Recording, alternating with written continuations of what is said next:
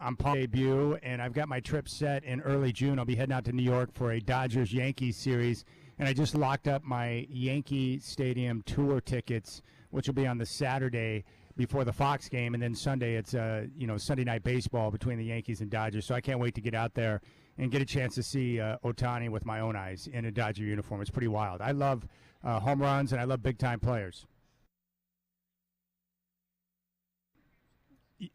It is 3-game series. It will be Friday, Saturday, Sunday.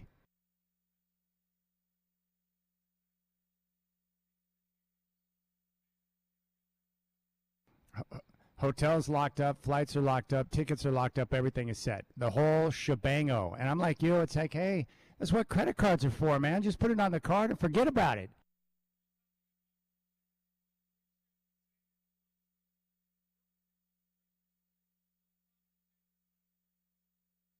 I do.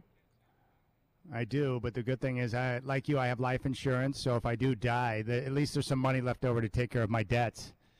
I can't wait. Oh, and by the way, today is a very special day. 21 years ago today, my son Isaac was born, so I just want to take a moment to wish him a very happy birthday. I love you, son, and very proud of you. 21 years of age he is, which is pretty remarkable.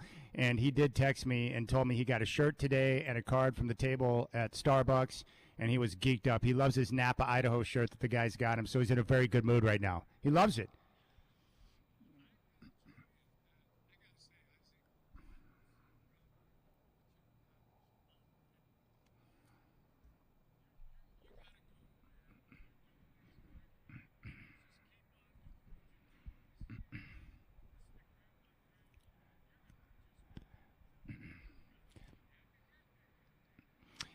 The biggest things I remember from the day he was born was, one, being in a room when a baby's about to pop out. I saw things that I never thought I would see, and I was like, whoa, I don't need to see that again. Number two, the best part was my Nana had come in from Oklahoma awaiting his arrival. And after he was born, they drop him in the incubator, and my Nana and I were the first to go in and see him, and it was so amazing because she loved children, and she loved the fact that I had a child, and she now had a great-grandson. And she was looking down at him in the incubator and looking up at me, and she's like, he looks just like you when you were born. And she was so happy, like tears of joy. So those are the lasting memories I have from when he was born. And now it's like 21 years later, now he's a freaking adult. So it's like the time, this, Godfather, because you have kids, like the time does go by fast. It's wild. Real fast, Chad. But, I've been blessed, and I have a 6-month-old grandchild now. And I tell you, babies are amazing. And if you can just think back to your two babies and remember what a magical time that is just to see them grow and learn things and grow up. I can't wait to see this young boy grow up, and all the times I'm going to play catch with him and take him to ball games. Really excited about it. Yeah, it's great. Yeah, your wife has a future golfing buddy, so yep. we're all set. So Rip City Drive, I'm here at Motor Center. Dwight is in the studio. Coming up at 4, we have a pair of tickets for the Blazers and Thunder to give away. We'll also do a pair of 5, so we have 2 pairs of tickets. It is Trailblazer Ticket Tuesday, powered by Lazy Boy. And for all of your ticket needs, simply go to trailblazers.com. We're going to talk Portland Golf Show coming up here in about 15 minutes. But let's start out with the NFL draft. And, I've had a lot of time to think about this, Godfather, with the Chicago Bears, who are selecting number 1. And, the big question is, what are they going to do? They've got Justin Fields, who they drafted. There are a lot of people in Chicago that think he's making progress, although I don't really see it myself. And they've got the number 1 pick and have access to Caleb Williams. I think all of the talk about the fact that they're considering keeping Justin Fields and they're not really sure what they're going to do, I think it's total rubbish. I think they're going to take Caleb Williams because it's a no-brainer. And I think it makes sense that they would leak ideas to the press that they might have interest in Justin Fields because they're trying to trade him, Godfather. They want to keep his value as high as possible. And if you go back and look, in my lifetime, they have not had a franchise quarterback, the Chicago Bears, my entire lifetime. And you have to go back well before my time. Sid Luckman was the last franchise quarterback, and we're talking about, 50, 60, 70 years ago, where he was a franchise QB. They haven't had one since, and I think Ryan Poles, their GM, is smart enough to know that when you have access to a guy like Caleb Williams who fits that same trajectory as John Elway, Peyton Manning, Andrew Luck, and Trevor Lawrence as a can't-miss prospect. You just simply have to do the right thing. One, you draft Caleb Williams. Two, you reset the quarterback contract, and you just take the guy that has a chance to be the franchise quarterback. And as you put it, I always go back to that example you use, right? The New Orleans Pelicans, when they had a chance to draft Zion. You have to draft Zion because he's the number one prospect. You can't pass up on that, right? Yeah, even. And I know there were some teams, Chad, they were not hoping not to get the top pick because they didn't really want to take him because of his medicals. They thought something would go wrong, and they were right. But they were telling me, if we get the number one, we're going to have to take him. It's just his potential is so high, you just can't afford not to take him because he could make you look really stupid if you didn't. And by the way, I think Jim McMahon was close to a franchise quarterback. He got him a Super Bowl. He took a lot of concussions for the Bears. I would nominate him as a franchise quarterback. What do you think? No, No, not even close. No, he was good, and he was a winner. Yeah. But if you look at his numbers and his history, he is a good quarterback, not a franchise quarterback. He kind of fits into that mold of a Jay Cutler, who good quarterback, not great, and not a franchise guy. But again, that proves my point. If you're trying to scrape through the players and trying to make a case for someone, that means you usually don't have a franchise guy. Because franchise quarterbacks, I don't have to tell you, like, hey, this is a franchise guy. We just know it. Peyton Manning, check. Tom Brady, check.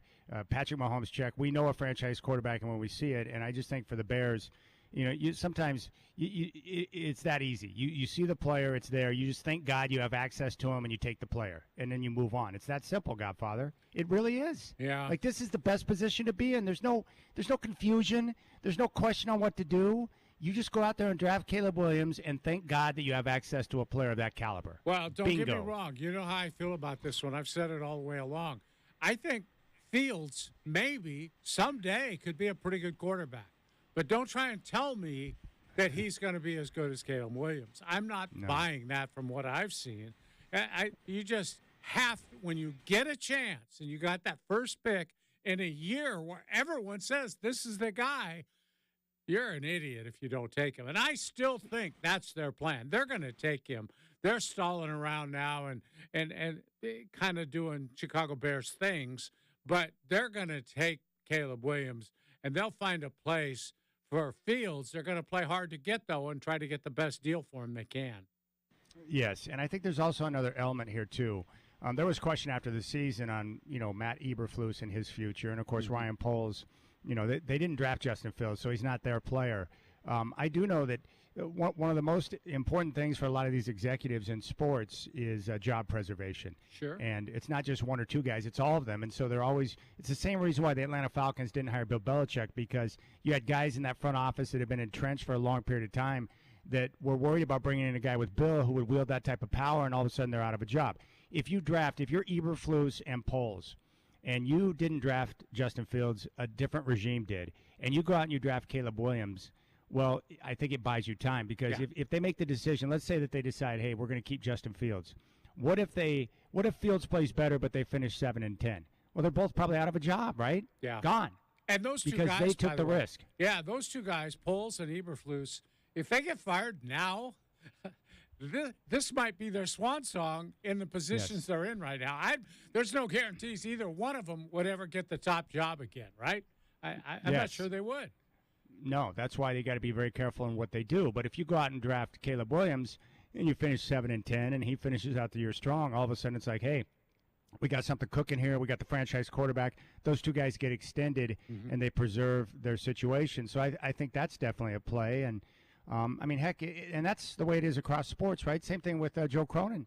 You and I were talking about this before the show.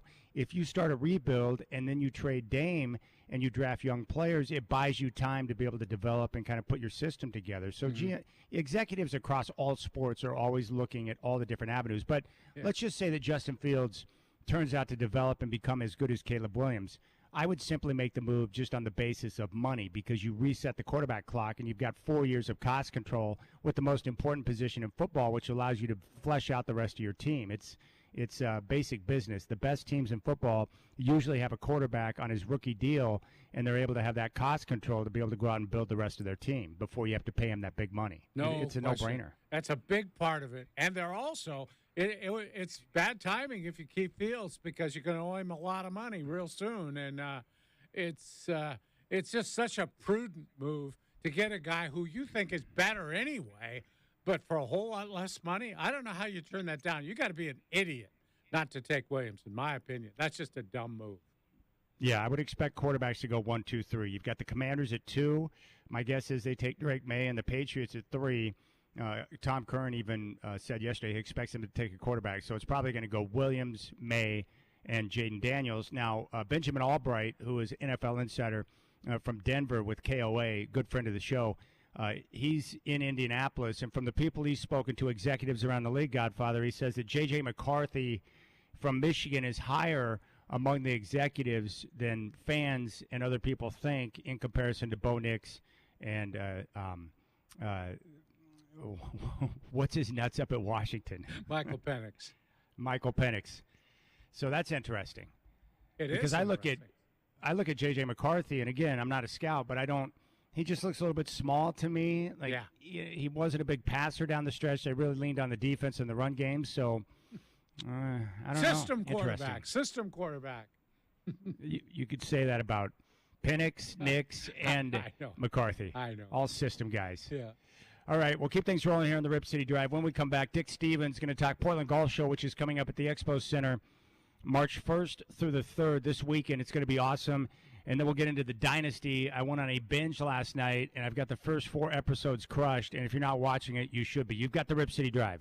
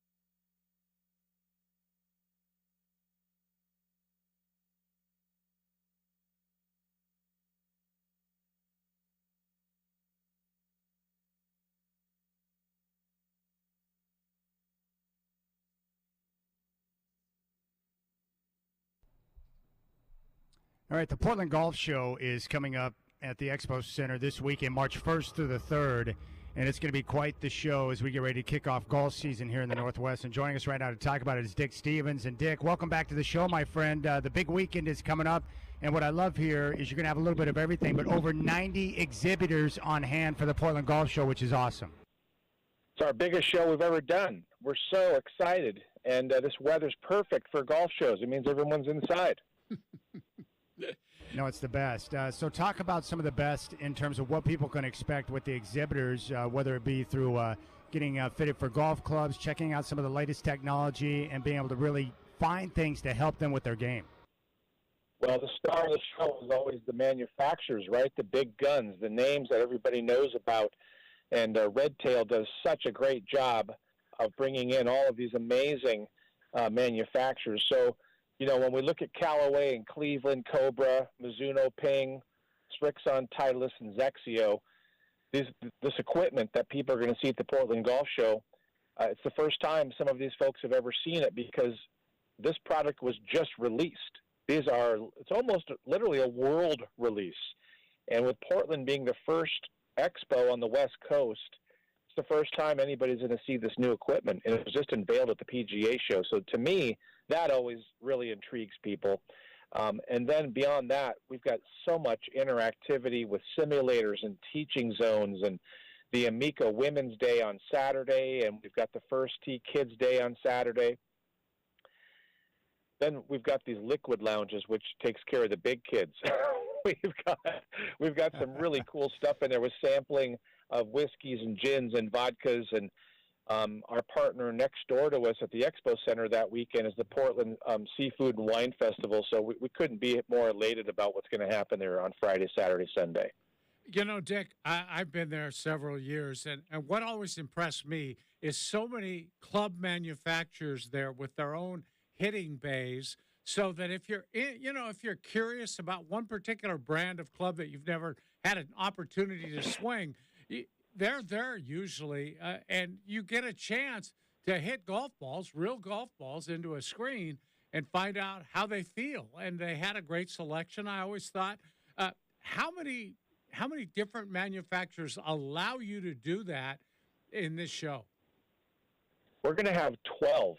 So in addition to the names I just listed off, with all being in the Redtail hitting and fitting zone, we also have PXG that's coming independently, and they have their own traveling inflatable simulator cube that we've taken to 4 other cities, so people can get fitted in there. We've got a couple of really cool companies that people may not have been heard about. One's called Indi Golf, INDI, and they make these incredible wedges and putters. They're going to be doing their own fittings and demos in there. And we got a couple other manufacturers that are going to be coming in there. But there's 10 or 12 companies just in the Redtail area alone. And then their sale area is a 4,000 square foot superstore. They basically bring their store to the Portland Expo Center this weekend for Portland Golf Show. And they've got stuff marked down from last year. Par West Golf does an amazing job with their sales zone. It's like a shopping mall in there. But it's so interactive. I mean, the PGA is doing lessons. We have a long drive competition, a KP. Amica is not just sponsoring the Women's Day, but they're paying everybody's fees to come in and play the chipping competitions for free inside the show. So just a ton of stuff happening. And then every hour on the hour, we have a different expert up on the Oregonian main stage. Hey, Dick, can you talk about the Northwest Golfers Playbook and, some of the offers and access to free items that people will have for coming down? Yeah, so at the tickets, when you go to portlandgolfshow.com, we've got a lot of great front door bonuses that you get just for the $17. But if you want to pick up the Players Tour Pass, it comes with the Northwest Golfers Playbook. It has 120 offers to courses in Oregon and Washington, and that's included in that pass. And people can also pick up the book if they don't want to buy the Players Tour Pass at the show. And then we've got almost 100 exhibits in there with everything under the sun, from golf balls to apparel. Just a lot of mirroring what the Northwest golfer wants to see at this show. It's truly Portland's golf show. You guys are also offering up access to the Portland Seafood and Wine Fest as well, right? Yeah, during shared hours, roughly, and take a look at our shared hours online. We're sharing hours for about 4 hours each day. So people that go in there can come into the golf show. People that buy a ticket to the Portland Golf Show can go to the Portland Seafood and Wine Festival, and there's no extra cost. Whichever ticket you purchase, you get to go in the other event. If people want all the golf stuff, they have to buy a ticket from us, but they do get to go to the Portland Seafood and Wine Festival and then come right back and keep going. It's like the ultimate setup, to be honest. It's perfect. I know there's a lot of apparel there, but I've always been impressed with how much of that stuff's on sale. It looks like a real diversity of brands and types and men's and women's and kids and all that. What do you want to say about the apparel that people can find there? Well, I think that there's something in there for everybody. I mean, there's people always love bargains, so there's a lot of stuff that's been netted down from last year. We have some brand new stuff. Red Tail's shoes that they bring to the show, it's unreal. I mean, they've got like 6 different shoe brands. They fit you right there. If you can't get it, they can go to the store and pick it up. Same with Par West. But we'll have half zips, quarter zips, rain suits, golf shirts, pants, the shoes, gloves. Really, you can get totally outfitted and come with any budget. If you're working on a tight budget, Portland Golf Show is perfect for you. If sky's the limit, Portland Golf Show is perfect for you. And then when the kids come out on Saturday, they get a free round of golf to get them excited about the sport. We're talking with Dick Stevens. Portland Golf Show coming up at the Expo Center March 1st through the 3rd. Dick, what is the best way for people to get tickets, and how would you recommend they buy to get access? I would totally buy the ticket online because there's a bonus round of golf if you do that. So go to portlandgolfshow.com. You can come anytime you want to while we're open. The sooner that you get there, the better, because there's free balls at the front door. There are early birds. There's extra offers that come there for the early birds. But then just spend the whole day. And then take a look at all of the sampling we've got this weekend with all our different samples and suppliers. We've got a really great wellness zone. That's a brand new one to us called HQPT. Dr. Ryan Bogus, who's one of the leading golf wellness instructors in the country, he actually trains straight up.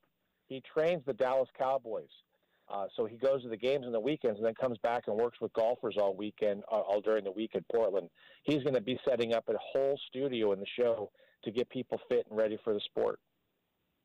All right, Portland Golf Show coming up at the Expo Center this weekend, March 1st through the 3rd. You can get tickets. Go to portlandgolfshow.com. Dick Stevens is with us. Dick, appreciate the time and the insight on the show. It's going to be awesome, and we can't wait to get down there. We too. We can't wait to see you guys. Thanks so much to Rip City Radio. You guys are always there for us.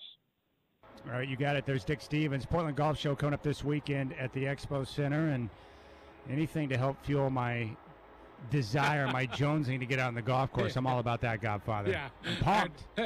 They don't have any trouble with you, that's for sure. We're all in on golf, both of us. All right, we'll get to Dynasty here in just a moment, but I wanted to play this because the Combine's going on in Indianapolis right now, and Andy Reid had a chance to join Pro Football Talk and was asked about the Swifties and Taylor Swift being a baker, and apparently she did not hook the coach up with a nice little treat. Take a listen to this. The Swifties this year. Yeah. Tell us about that. Was there ever a moment during the year where you were like, whoa, I don't know, this might be too much for us? I really didn't worry about it. I knew her dad and her mom, and I'd met her when she was young. Since the Queen has passed away, she might be the most famous woman in the world. I don't disagree with you. You're right. She's so grounded for who she is. Yeah. I think it's a great escape for her, where she can come in and she sincerely enjoys the games. Yeah. And kind of behind the scenes, she likes to cook, so she made the offensive linemen these homemade Pop-Tarts. Oh, wow. So it was over. What? Right, Taylor Swift homemade Pop-Tarts? Yeah, so it was over. She knew right where to go. The right to go. Yeah. Did you get Right. one? Did you, Yeah, they it's gave over. you the rest of the It's team. over. Right. Did they give you one? She didn't give me one. Damn. And the offensive lineman definitely didn't give me one. Right. How about that? How about that? How about that, Godfather? No homemade Pop-Tart for Coach Reid. That's a fail on Taylor's part there. Yeah, no kidding. You got to take care of the head man. But, she's famous for her baking. There's some stories back in Tennessee, about her baking for neighbors and taking cookies over. When we have more time sometime, I'll tell you a story. There was a wrestling promoter there in her hometown that lived next door to her. And this guy's father was ill, and she would come over every day and bring him something. hold his hand and all this. Stories about her. I mean, this must be a very nice person. That's what I'm hearing. All right, Spygate. I watched 3 episodes last night, so I am caught up. And I think you and your wife Nancy did the same thing. I'm curious, what did she think about Dynasty? Did she like it? Was her attention grabbed by it? Yeah, she was especially taken, I think, with Bob Kraft and the way he spoke. And I think they did a great job of getting Bob Kraft to comment on things all the way through this. And he steals the show for me. He's terrific. And between him and the other guy, Adams, who was kind of Ernie Adams. Yeah, Ernie Adams was the longtime assistant to Bill Belichick, kind of his right-hand man that handled a little bit of everything. Yeah, he's the man behind the throne, kind of, the guy that's sort of making things happen behind the scenes. I had heard his name, Chad. I had never laid eyes on him, had no idea the role he played. I think he's very interesting, too. Yeah, Ernie Adams is one of those guys that Bill Belichick trusted. They were best friends from a young age, and so they have complete trust, and they'll never violate that trust. The one thing that jumped out at me last night, I got a refresher on the whole Spygate situation when the Patriots were caught filming the sideline of the Jets during the course of a game, trying to, get all of their signs, and they had an entire video library of all the different, sidelines they had taped. What I didn't know in that situation, Eric Mangini, who had taken the job with the Jets, and Bill Belichick had, pleaded with him not to go to the enemy and take the Jets job, but he did it anyways. I had forgotten that Mangini was the one who basically pointed out to the authorities that the Patriots were filming the sideline because he was aware of the secrets. He knew how the business operated from the New England side, and he outed his former boss. I had forgotten about that. Yeah. Yeah, it's people crazy. didn't like that, and a lot of people thought that was terrible that he did it. But, if you're breaking rules, you got to be careful. And well, would you do that to someone that gave you your first opportunity? If you knew he was breaking rules, would you out someone that gave you your shot and your chance, and now you're a head coach because of that? Well, I'd like to think I wouldn't, Chad. But look, that's a very competitive business, and Mangini goes to another team. His job's to win games, and he's got a job on the line. And if he can win one game there, that's a big deal to him. I don't know. I think the pressure of the job would lead you to possibly, blowing the whistle on him. Well, it's interesting. Albert Breer's got a theory on, because I was watching this. I'm like, how did they get Ernie Adams and Bill Belichick to participate? Because that's something that you wouldn't think that those two guys would want to do because Belichick doesn't want to talk about anything, right? He wants to keep it all close to the vest. And what Breer said is that the Crafts are the one behind the show, and they're the ones who have the kind of the input and the creative process on it. And so what Breer thinks is that the reason why Belichick and Adams and everyone else is able to talk is that if someone's going to come out and share their side, you want to be as close to the project as possible and participate so you can share your side and make sure that your story is told the way you want it to be told so someone else is not out there creating the narrative, right? So it would make sense that Belichick would want to have some input to see exactly what's being said in the documentary. I understand that. It makes a lot of sense. I would say this, Chad.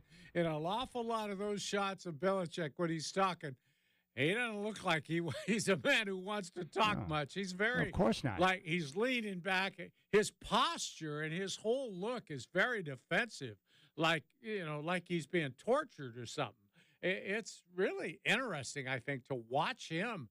He's, I don't know. He doesn't look like a willing participant, Well, I think what happened, they said in the doc last night that after that situation where Mangini outed him for filming the Jets sideline, that he felt like he was being stabbed in the back. And remember, he withdrew and wasn't as close with all of his assistants after that because he didn't trust anyone. Yeah. Ernie Adams was the only guy he trusted.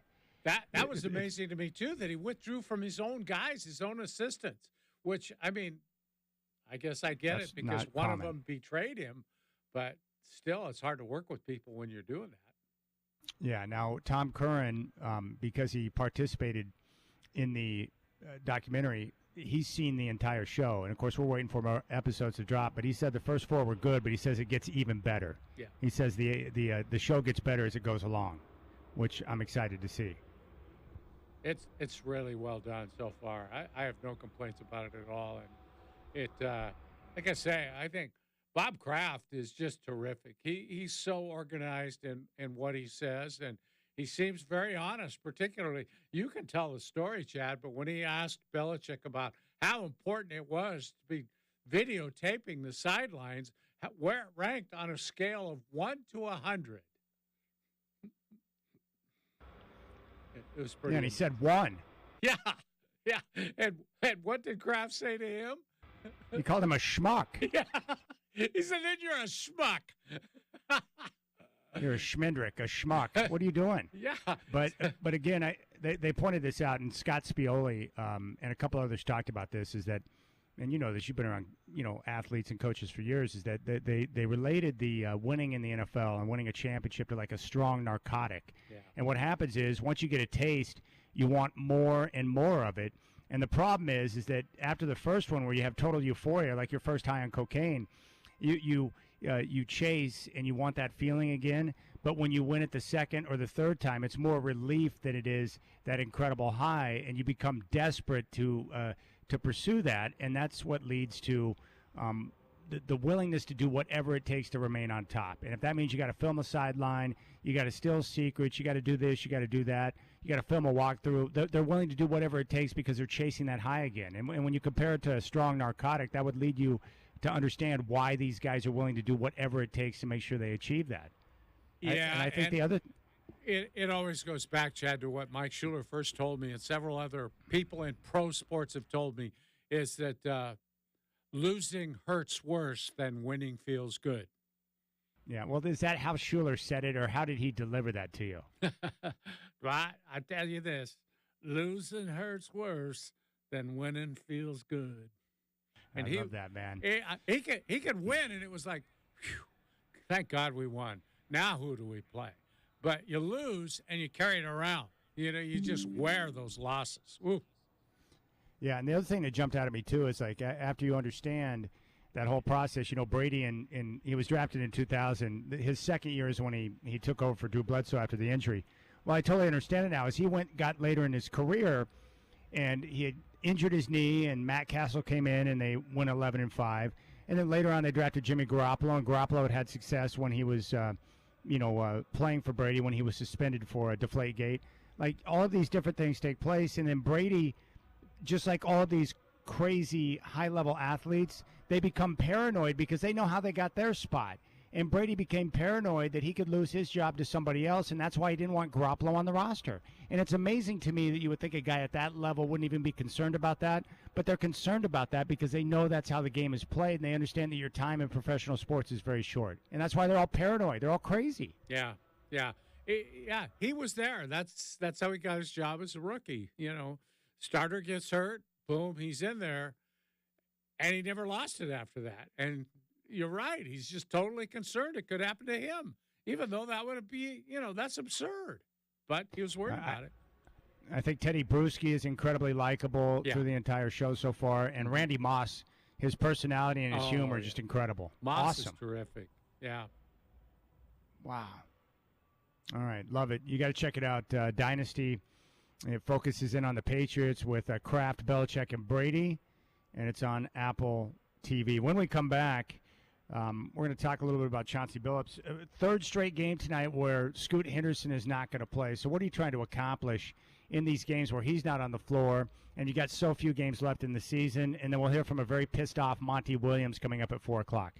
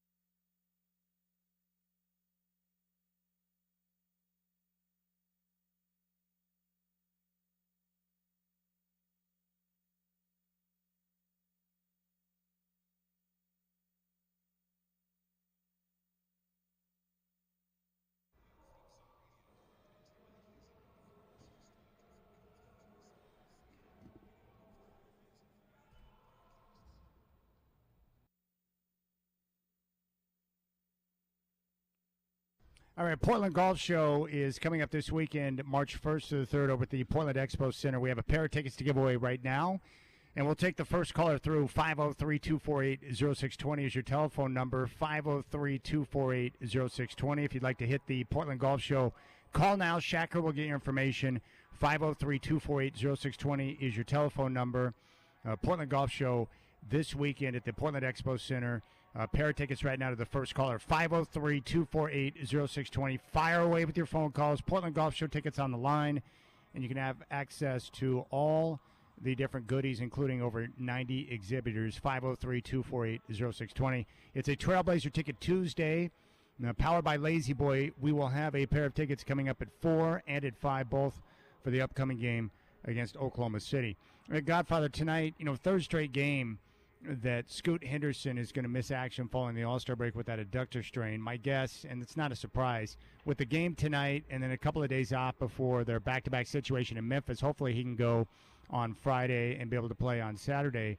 But seriously, with so few games remaining, and the main goal being development of the young players, and your best and key young player not available, what exactly are you trying to accomplish if you're Chauncey Billups with kind of this mismatched lineup that's going to be out there?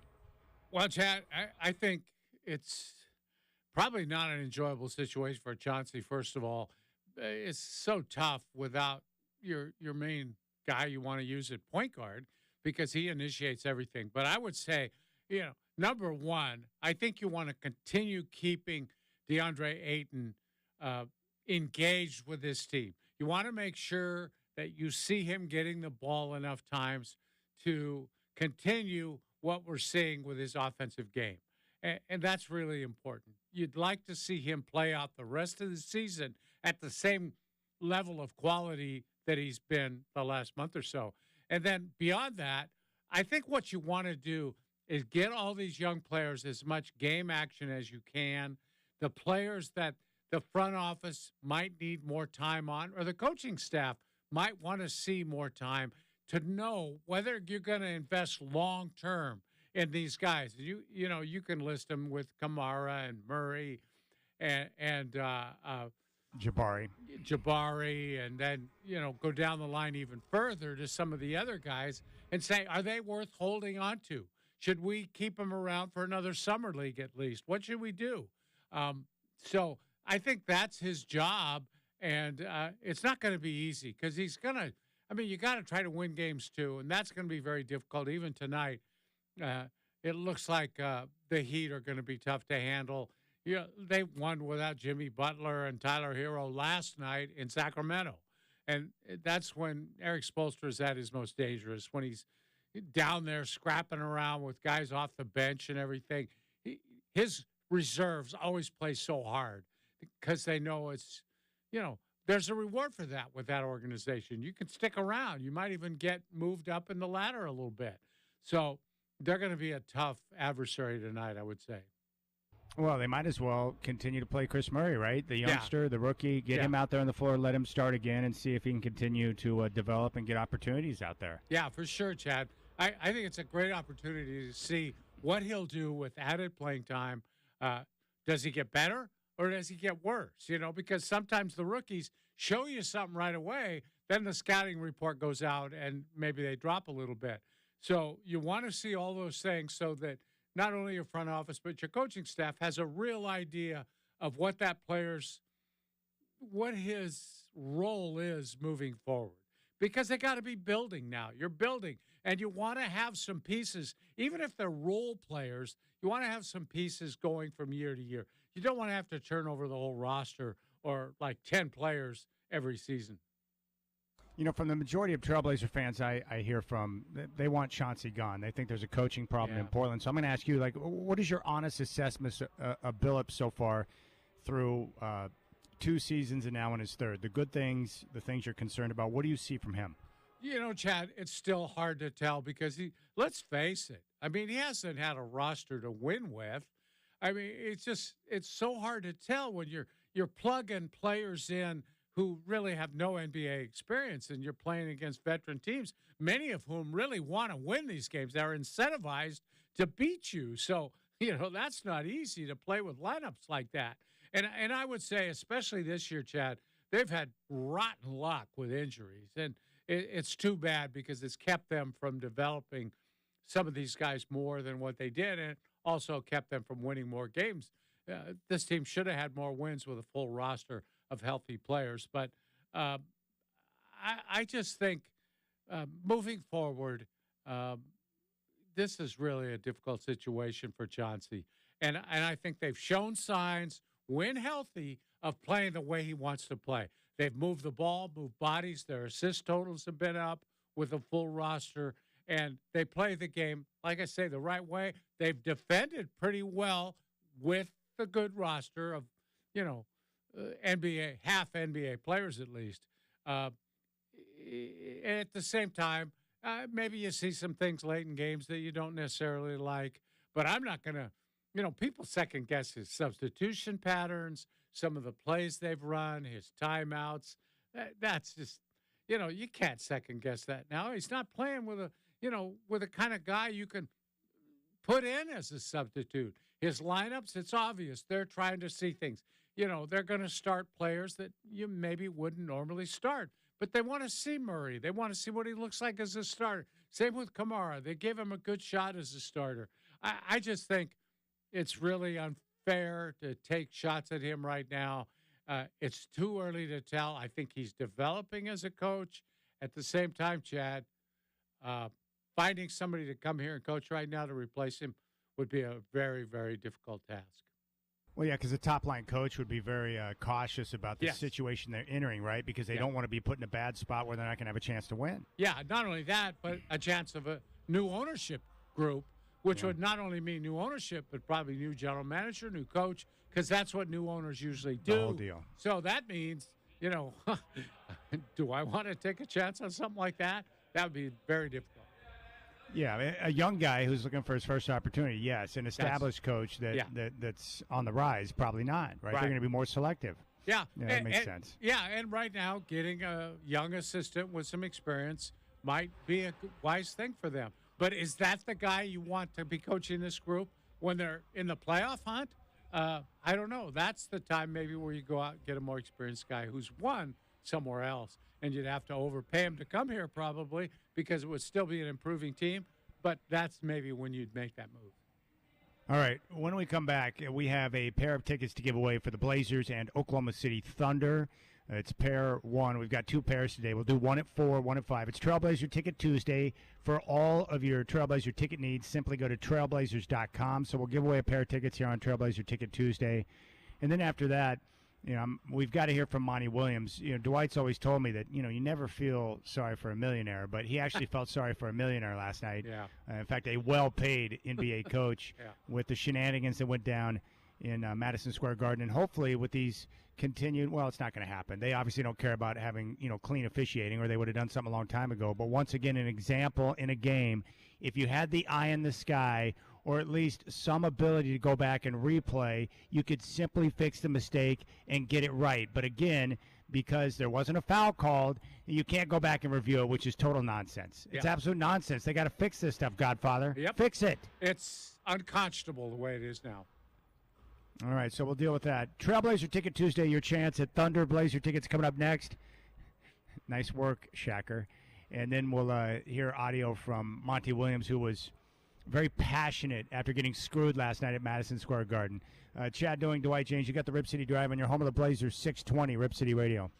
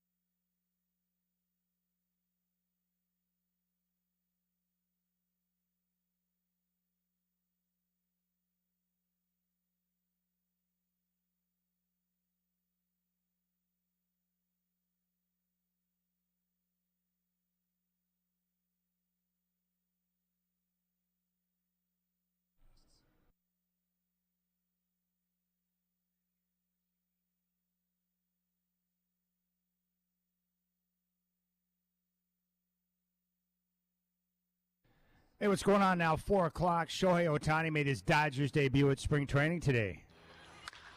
Swung out, hit high in the air to left and deep. This ball carrying. This ball is gone. It is Dodger debut. Ohtani had a double and a home run in 3 at-bats. It's Trailblazer Ticket Tuesday here in the Rip City Drive. We have a pair of tickets to give away for the Blazers and Thunder coming up next, and also a pair to give away at 5 o'clock. Blazers host the Heat tonight. Tip-off is coming up at 7. I'll have Game Day Live from Moda Center at 4:30. Scoot Henderson will miss his 3rd straight game with a strained adductor. Raiders GM Tom Telesco says the team is not going to trade wide receiver Devontae Adams. The Bears expect a decision on what they will do at quarterback soon, according to GM Ryan Poles.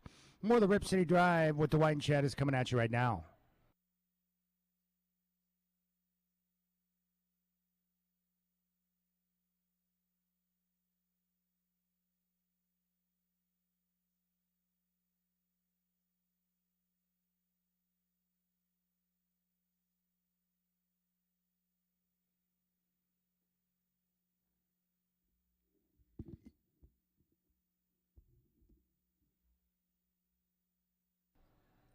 All right, Rip City Drive with Dwight and Chad. It is a Trailblazer Ticket Tuesday, and right now we're going to give away the first pair of 2 pairs for the Blazers and Thunder coming up at Moda Center. And we'll do that right now. So your telephone number is 503-248-0620. We'll take caller number 6 at 503-248-0620. 503-248-0620. That is your telephone number. Call now. Caller 6 will get a pair of tickets to check out the Blazers and Thunder.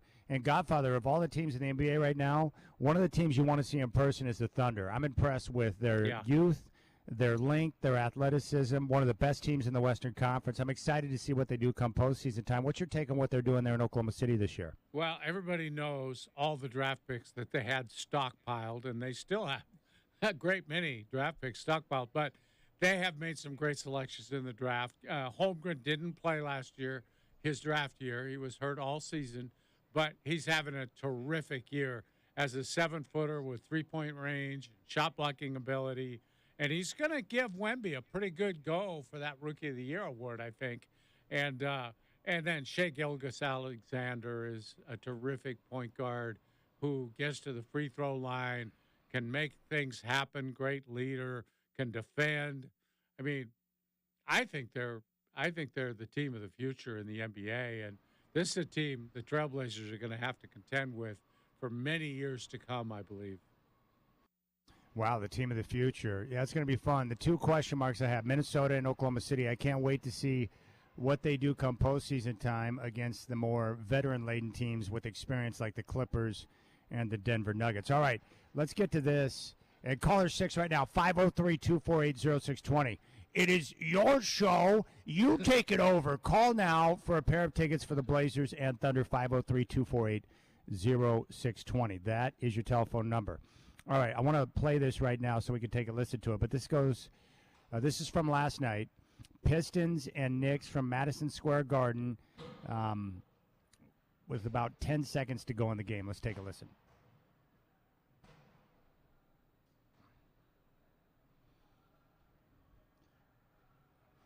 It is your audio. You take it over. Gosh. It's like, come on. New York, let's hear it. It's unbelievable to me. It's like sometimes, like, okay, internet, we're going to work. We're not going to work. Like, what are we doing here? What is going on? All right, let's see here. I think I got it now. Good. Once again, Pistons and Knicks late in the game, Madison Square Garden last night. 10 seconds ago, he throws it away. Ball loose, picked up by Brunson. Brunson inside the Hart. Hart's banks it in, and a foul. Knicks take the lead. Monty Williams is furious. He thought a foul should have been called. There was so much contact. But Josh Hart with the big bucket and a free throw coming out. All right, there it is. Ozzer Thompson had a situation where he needed the ball on the – he was just trying to get the ball secured. He didn't quite secure it, and then Dante DiVincenzo came in and kind of dove for it and basically body slammed him, Godfather, and no foul was called. It wound up in the Knicks' hands, and then Hart got the bucket to give the Knicks a 1-point lead and the and one. And if the Pistons, they're in a situation there where if they get the foul like they should have, they go to the free throw line and probably win the game. And after the game, Monty Williams was, well, rightfully so, he was furious, Godfather, like really angry with the entire situation because he's like, hey, wait a second. What's going on here? I got totally shafted. And I've got audio from him. Let's take a listen to that. Where's the New York media now?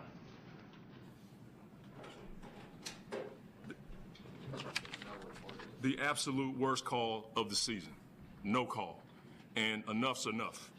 We've done it the right way. We've called the league. We've sent in clips.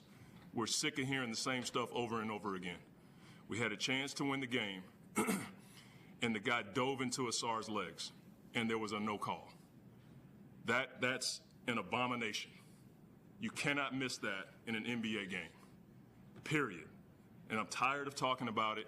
I'm tired of our guys asking me, what more can we do, coach? That situation is exhibit A to what we've been dealing with all season long, and enough's enough. You cannot dive into a guy's legs in a big-time game like that and there be a no call.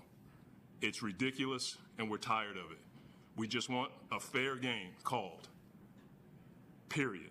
And I got nothing else to say. We want a fair game, and that was not fair. I'm done.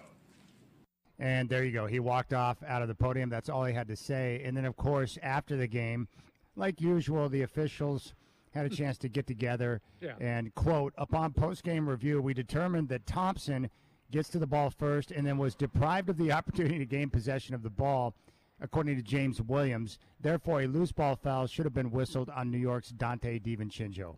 Bingo. There you go. Blown call, horrible call, and the league reviews it and it's like, yeah, we screwed up. I would disagree with Monty Williams' assessment that was a big-time game right there. It's like, no, it's the Pistons, the worst team in the NBA, playing the Knicks, so it's not a big-time game, but that's neither here nor there, Godfather. But this kind of stuff goes on all the time. And because there's not some type of rule where they can review a play like that, there's no chance for review. Bad call happens. Team gets screwed, and then the game is over. And they've got to find a way to solve it. It's ridiculous, man. These guys out there, they miss calls all the time. There's got to be some type of a safeguard in place to where you can review a play like that and get it right. That's all. Just get it right.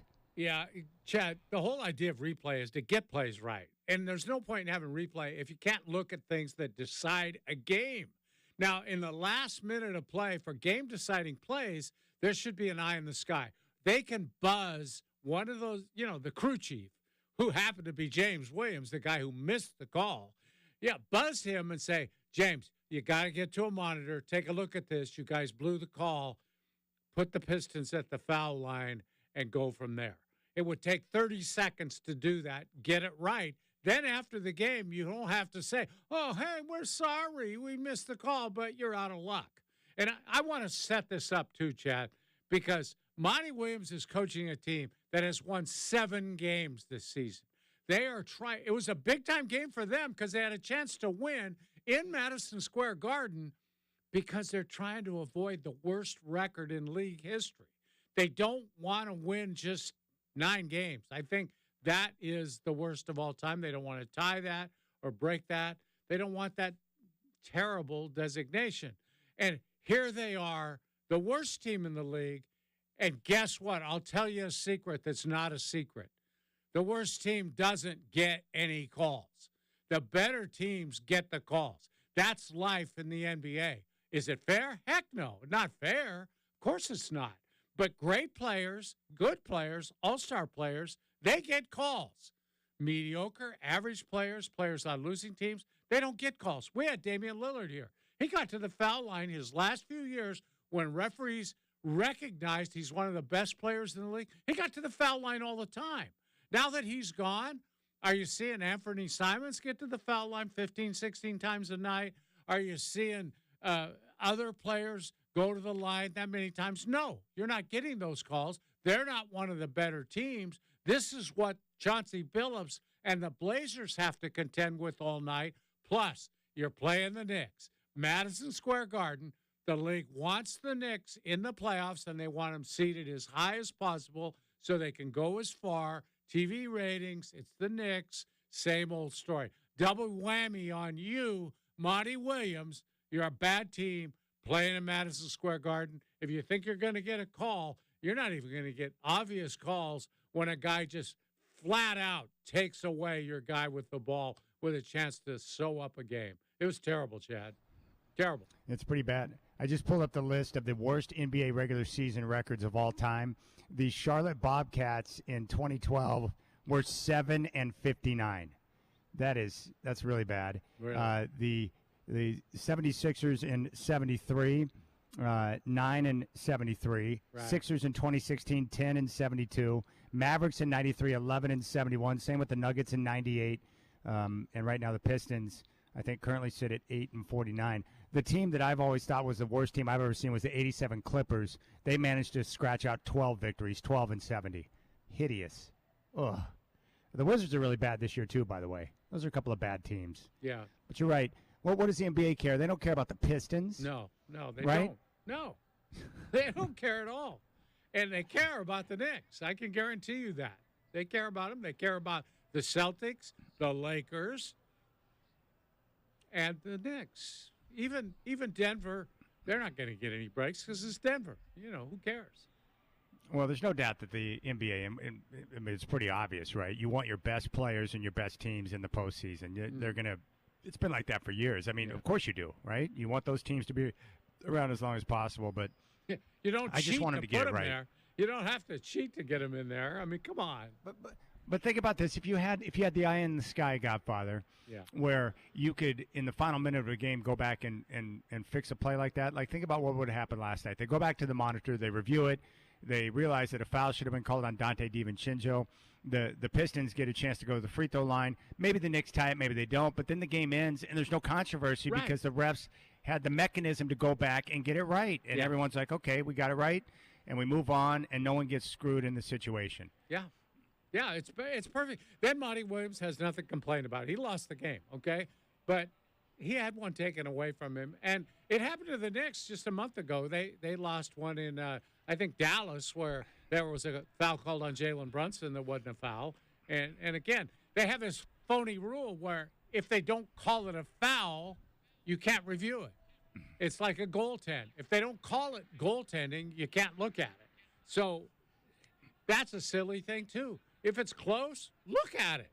Next stoppage of play, take a look. But that's amazing. Yeah. Two millionaires today on the show we feel sorry for. One, Monty Williams for getting punked last night by the officials in New York at Madison Square Garden because the league cares about the Knicks and not the Pistons.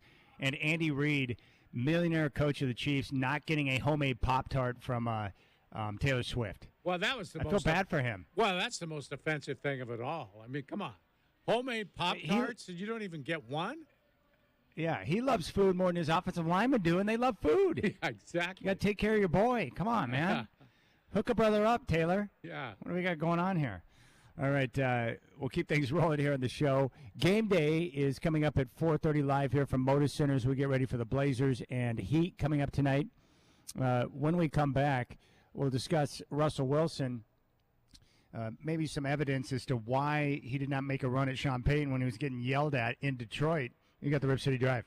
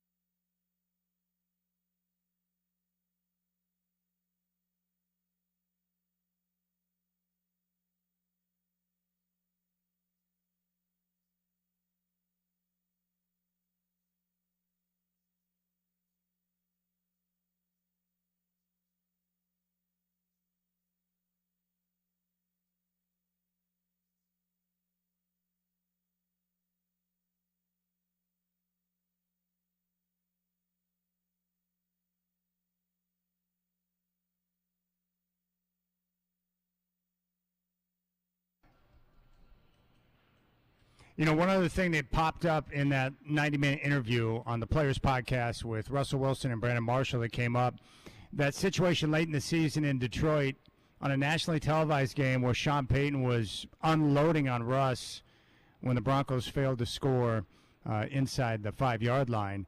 And a lot of people were taken back by that, to see a quarterback get undressed like that from his coach on national TV. Well, Russell brings up a point about that, in that he told Brandon Godfather that in the contract there's language about conduct unbecoming to the team. And Russ didn't want to fire back or get into a sideline, battle with his coach because he was worried about that clause in his contract. And normally I don't think players worry too much about, conduct unbecoming to the team in a situation like that where it's heated. But after the team had already threatened to bench him for not pushing that clause back to the following year with the injury guarantee, maybe that's something that was on his mind in that situation. What do you think about those comments from Russ? It makes a lot of sense, doesn't it? I mean, you normally wouldn't see a coach doing that to his quarterback, especially a veteran quarterback, but you also wouldn't see it without the quarterback coming back at him, because that's usually what quarterbacks do. But in this case, there's millions of dollars at stake, and I don't blame him a bit. He talked about getting that phone call where they said, if you don't take that clause out of your contract, we're going to bench you for the next 9 games. And it's like, what? You're going to what? He thought maybe it was a joke or something. And, it turns out they couldn't. It's illegal. It's some sort of, they're trying, it's extortion, I think. But he didn't do it because he said, look, I'm looking out for players coming after me that have similar clauses. I don't want to be the guy that, drops it. So the whole thing is very interesting. Someday somebody's going to write a book about that whole thing with him. That last season with Sean Payton had to be terribly interesting on the inside. Well, if the documentary, we've seen enough good sports documentaries lately where, like, this Patriot one is awesome, Dynasty. I'd love to see some of the behind-the-scenes footage and the interaction between Russ and Sean Payton. But we've all been in that situation before where that whether it's a work situation or some type of family dynamic where you've got to be on your best behavior or you got to watch your P's and Q's. Like, we've all been in situations where you just got to play it straight and not let your emotions get the best of you. I've been there before, just like you have, Godfather. It's an awkward situation to be in. And it was probably pretty awkward for Russ, I would guess, right? Because he had been playing for quite some time with the understanding that the team was probably going to move on from him. It's bizarre. Well, yeah, I think you're absolutely right, Chad. And good thing for Russ, he's a wiser man, I'm sure, than he was in his younger days. As you get older, you kind of learn that self-control, and you measure your anger against the consequences, and you usually make the right call. I know when I was younger, I flew off the handle way too many times when it wasn't to my advantage. And if I had time to think about it, I'd think, what am I doing here? It's not worth it, But when you're younger, you tend to make that mistake. And in this case, good for him that he kind of held his anger in and didn't cost himself millions of dollars. Well, I think, these players, they've grown up in sports. They're used to being yelled at. A sideline frustration busts out all the time. So it's something they're accustomed to, right? So you realize as time goes on, like, hey, this is a heat of the moment type deal. You just got to let it slide, right? Because there's all kinds of people yelling at each other, especially in football. Guys are yelling all the time. So Russ did a good job of understanding the situation and just letting it slide and moving forward. And, it's what can you do? What can you do? It was not a good fit, between he and Sean Payton. So you move on, and hopefully he can land with, the Steelers or a good situation where he'll be okay, and then Sean Payton can get a quarterback to run things the way he wants. Sometimes in sports you can have, a great coach and a great player, and it's just not a good fit based on how they want to do things. That's not uncommon. Yeah, it's not at all, Chad. I think the worst thing for Russell on this is that people will look at this from afar and say, they released him, which is what they're going to ultimately do. They're talking now about, we have no offers for people offering trades for him. Well, of course not, because they know if you don't get a trade, you're going to have to let him go, and they're going to get him a lot. They won't have to give up anything to get him. So, at any rate, people are going to look at that and say, hey, they let him go. He must have had a bad year. The fact is, he had a pretty good year. It was a good bounce-back year, and and nobody's going to really realize that. And he has an opportunity with a new team this year to kind of set the record straight on what he's like in his latter years as a quarterback. Yeah. Yeah, and a lot of times, hey, he wanted out. He wanted to go to Denver, and he got his wish. You know, a lot of times when, you make moves, you think one place is going to be better than another. Obviously, financially, it worked out for him, but play-wise, the last couple of years, his resume has taken a hit. So, sometimes, it's a gamble when you make those changes. You want to make a move. Sometimes it works out, and sometimes it doesn't. But, we'll see how things continue to shake out. With the Broncos, I'm just curious about what they'll do with that 12th pick in the first round. Will they trade back? George Paton said today there's great advantages to trading back, especially with a team that only has 6 draft picks. How much do they like J.J. McCarthy? How much do they like Bo Nix? Like, that's what I'm curious about, to see how much they like those second-tier quarterbacks, and will they take a chance on one to come in and work with Sean Payton? I don't know. I don't know the answer to it. But I'm you curious. think they could trade back with the 12th pick, get another pick, and then get maybe a quarterback they like well enough to take them into this season? Absolutely. Yeah, absolutely. Yes, you can trade back, be able to pick up picks, so especially in a lean draft, and be able to select one of those second-tier quarterbacks. And that's ultimately what I think they'll probably end up doing. When you only have 6 picks and you got multiple needs, you need more ammunition. If you can trade back and collect more ammunition and still have access to one of the second-tier quarterbacks that you can take a look at, I think that's probably the smart way to go. Because there'll be teams, especially at 12, there'll be teams desperate enough. They'll see a player they want, and they'll want to move up, and the Broncos can collect draft capital doing that. That's probably the smart way to do it. They had to give up that second-round pick to get, Sean Payton, so it leaves them a little bit lean in the draft this year. And they're still trying to recover from the 2 years of the picks they gave up to Seattle for the Russ trade. Brutal. The trade obviously did not work out for Denver. They got screwed, and the Hawks, obviously, look at all the picks they got, guys who are starting and playing high-level football for them. All right, that's going to do it for us. Have a nice day, Godfather. You too, Chad. Enjoy the game tonight. All right, coming up next, it's Blazers Game Day live here from Moda Center, getting you ready for tip-off tonight between the Blazers and Heat here on your home of the Blazers, 620 Rip City Radio.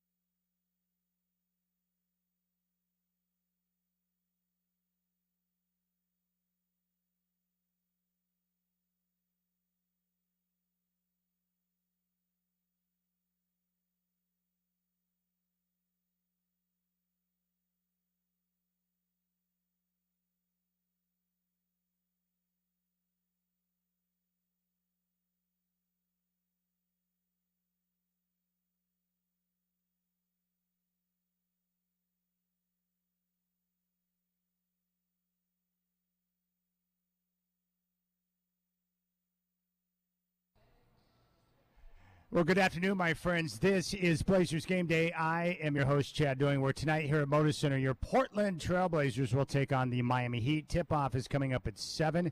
Travis Demers and Michael Holton will have the call. And Curtis Long, the principal, standing by with your Trailblazer pregame show coming up at 6 across your Trailblazer radio network. Coming up on the show, I'll give you a recap of what went down on Sunday against Charlotte. We'll give you what's the scoot with the latest on Scoot Henderson and when is he going to be back on the floor. I have a scoreboard report to get you up to date around the NBA. It's also a Trailblazer Ticket Tuesday, and we've got another pair of tickets to give away for the Blazers and Thunder. We'll do that at 5 o'clock, and at 5:15 we'll head down to the podium and hear from Blazers coach Chauncey Billups ahead of tonight's matchup between the Blazers and Heat. I've also got the keys to the game for you, and we're going to hear from both Anthony Simons and Chris Murray coming off the loss to Charlotte. And also some of Draymond Green talking about Nuggets center Nikola Jokic, just so you can hear the respect level that he has for Jokic and the way he plays. And the Nuggets right now look like they're headed for back-to-back championships. So if you want to reach out to me, you'll find me on X at Chad and Rip City. You can call the show at 503-248-0620. I'm live here at Section 330 The Pines at Moda Center getting ready for the game tonight. I got to be honest with you, the game on Sunday, it was one of the ugliest basketball games I've seen in quite some time, with miscues, missed shots, and bad offense throughout the first half and the rest of the game. Charlotte held a 6-point lead at 24-18 at the end of one in the first quarter. Unless you see it with your own eyes, the numbers were hard to believe. The Blazers shot just 6 of 23 for 26% from the field and were 1 of 12 from downtown, which was a trend that would continue on throughout the evening. DeAndre Ayton led the team with 8 points in that first quarter. And then things went from bad to worse as they continued in the first half of play in that second quarter. The Hornets opened up a double-digit lead at 35-24 on a Trey Man three-pointer, and then both teams went over 3 minutes without scoring a point until Grant Williams hit a three with 5:18 left in the half. And then Cody Martin did a good job of keeping the Hornets out in front in that second quarter. Here is Thibault, gives it to Ayton, puts it on the floor, knocked out of his hands, gets it back underneath, throws the pass to Cody Martin. He's out on a foot race by himself, and he lays it in. It's 40-24, a 12-4 Charlotte run. Charlotte would go on to take a 47-34 lead into halftime. The Blazers scored just 16 points in the second quarter on 25% shooting, and they missed all 5 of their threes in the period. Portland shot 26% in the first half and were 1 of 17 from three-point range. Anthony Simons finished the first half 1 of 13 from the field. In the second half, the Hornets extended their lead out to 57-42 in the third quarter, but DeAndre Ayton, who was the Blazers' meal ticket on the night, he did a good job of keeping the team within striking distance. Grant drives, he attacks, he lays it up, no, but it's Ayton there for the tip and 2. It's a 10-point game, and Steve Clifford wants timeout. 20 points for DeAndre Ayton to go along with 13 rebounds. Portland would trim the deficit to 11 at 70-59 entering the fourth quarter. And in the fourth, it looked like Portland was focused on a comeback as they started the quarter on a strong note. Bounce pass to Ant, 7 to shoot. Screen comes to the right. He goes left. Down to 4. To 3. To 2. Simons the drive, runs it up, dunks it in to beat the shot clock. And they scored the first 4 points of the quarter to trim the deficit to 7 at 70-63. They were much more aggressive attacking the basket to begin the fourth quarter. And then the Blazers cut the Hornets' lead to 5 at 73-68, capping off a 9-3 run thanks to Anthony Simons. Simons the drive, the lay-in is good. He's got 10. The Blazers are within 5. 9-3 run at 73-68. Unfortunately, Portland could never get over the hump after that. The Hornets responded with a 16-0 run to take an 89-68 lead with 3:47 to play.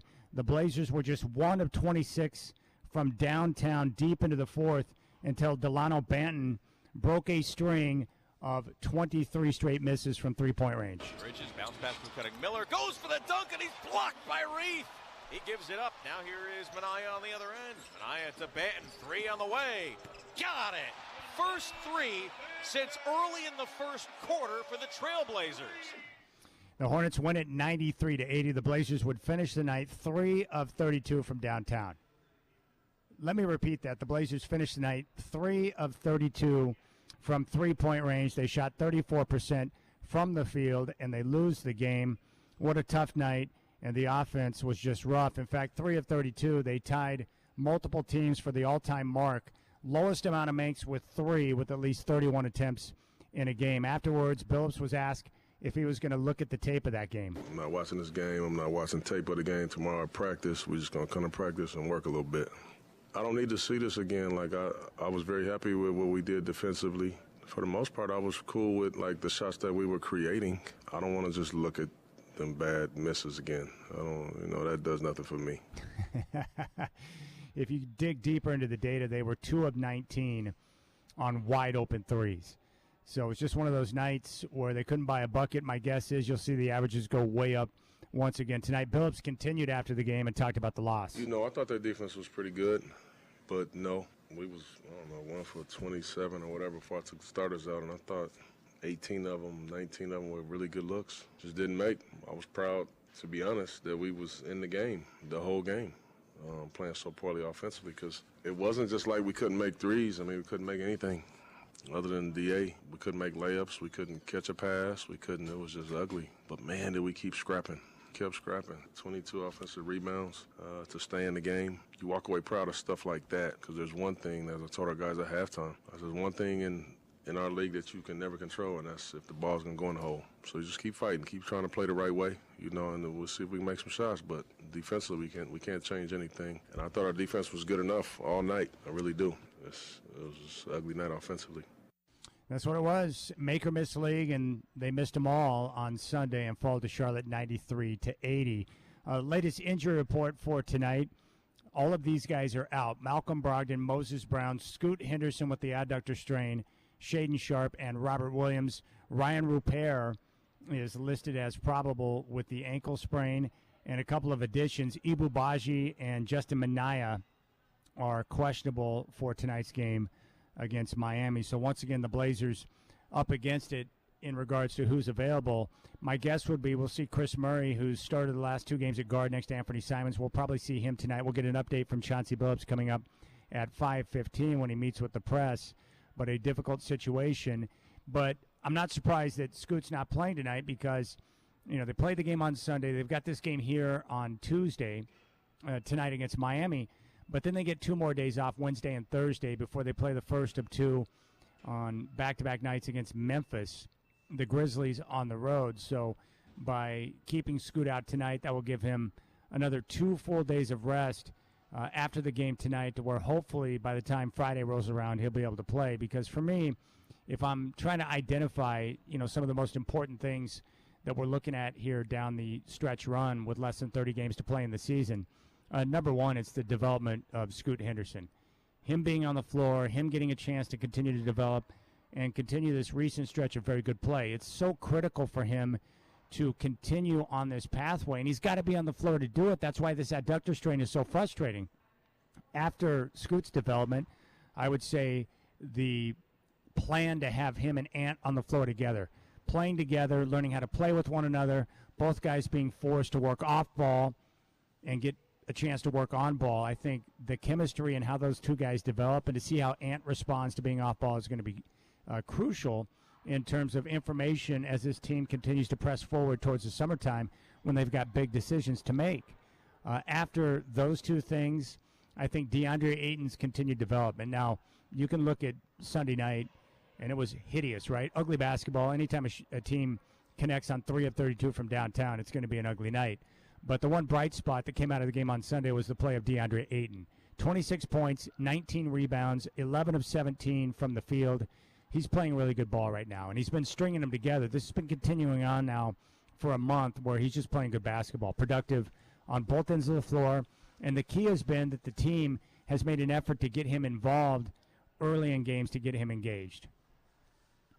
And they've got to continue to do that, because they really need this guy to become a viable part of this team moving into the future. Getting him the ball, getting him in space where he can do the things that he does, giving him confidence. And then you can see that when they get him engaged early in the first quarter, it just kind of continues on throughout the course of the night. And you want this guy to be a productive member of this roster, because where else are you going to be able to find a guy at that size with that type of talent and the skill set that he has if you move on from him? So I'm not in favor of trying to move on from Ayton right now. I want the coaches to continue to get a feel for what he does best and making sure they can find ways to get him in a position to succeed. I want them to emphasize the importance of getting him involved early in games. That's going to be critical as time continues because he'll never be the true number one option on the roster, but it's important that they continue to feed the big man and keep him a viable part of things. And then with that, then you can enter into next year, hopefully after some maneuvers are made during the summertime where you have, a legitimate starting five, and Ayton is a big piece of that. That was a big get for them. He's a very talented player, and I like the way he's played over the last month, and I would like to see that continue over the next 2 months as they close out the regular season with Ayton playing with confidence. And that's really the big thing about Scoot Henderson and why I want him on the floor. I want him out there continuing to learn and develop through practice, through film study, and through his individual work, developing his skills, so he can enter the offseason with confidence and be able to say, hey, I'm ready, man. Let's go out there and work and put in a full summer and then come into camp ready to roll, and he's got his rookie season under his belt. I mean, think about how much better he could be. I want to see him take that next leap. They need him to cash in, and they really do. I mean, if you're looking at everything that the franchise is going through right now, I would say that, Scoot hitting and becoming big time is one of the absolute keys for the franchise. Because you may not get another pick that high with talent of his caliber, through this rebuilding process. And really, if you're looking at the rebuild, I mean, this is the first. I look at it two different ways. This is like year one of a full-on rebuild from the standpoint that Damian Lillard is no longer here, and you moved on from your franchise piece who was here for over a decade. But the reality is the rebuild started a couple of years ago when they chose to draft Shaedon Sharpe. And then they followed that up with the draft pick of Scoot Henderson. So it is important that those two guys, Shaedon and Scoot, are able to hit. Unfortunately, Shaedon is unable to play right now. The latest I heard on him is that they are hopeful with the progress that he's making that he'll be able to return to the floor before the end of the season. I mean, that remains to be seen if that's going to take place. But then after that, you want to see if you can get Scoot as much time as possible. All right, so we'll keep things rolling here on Blazer Game Day. When we come back, we'll take a look at what's the Scoot and continue to dive in on Scoot. Tip-off is coming up at 7, and Curtis Long standing by for your Trailblazer pregame show across the Trailblazer Radio Network. That will be at 6 o'clock. Travis Demers and Michael Holton on the call here on 620 Rip City Radio, your home of the Portland Trailblazers.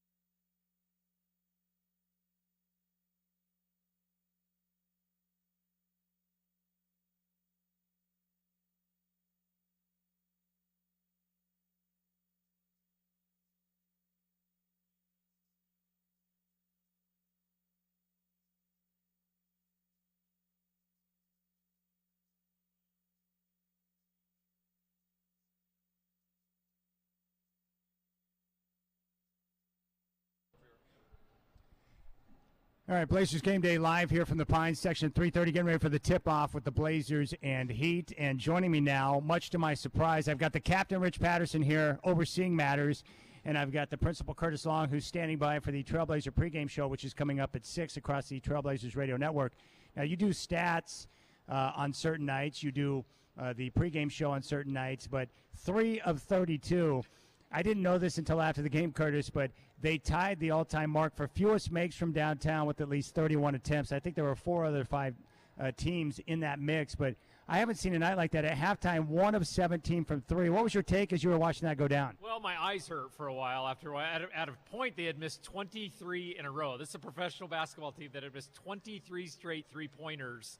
So 3 of 32, that's not so good. Under 10% for the game, and that is the 5th worst mark. It ties for the 5th worst mark of all time in the NBA for teams that have attempted at least 33-point shots. Yeah, it's crazy.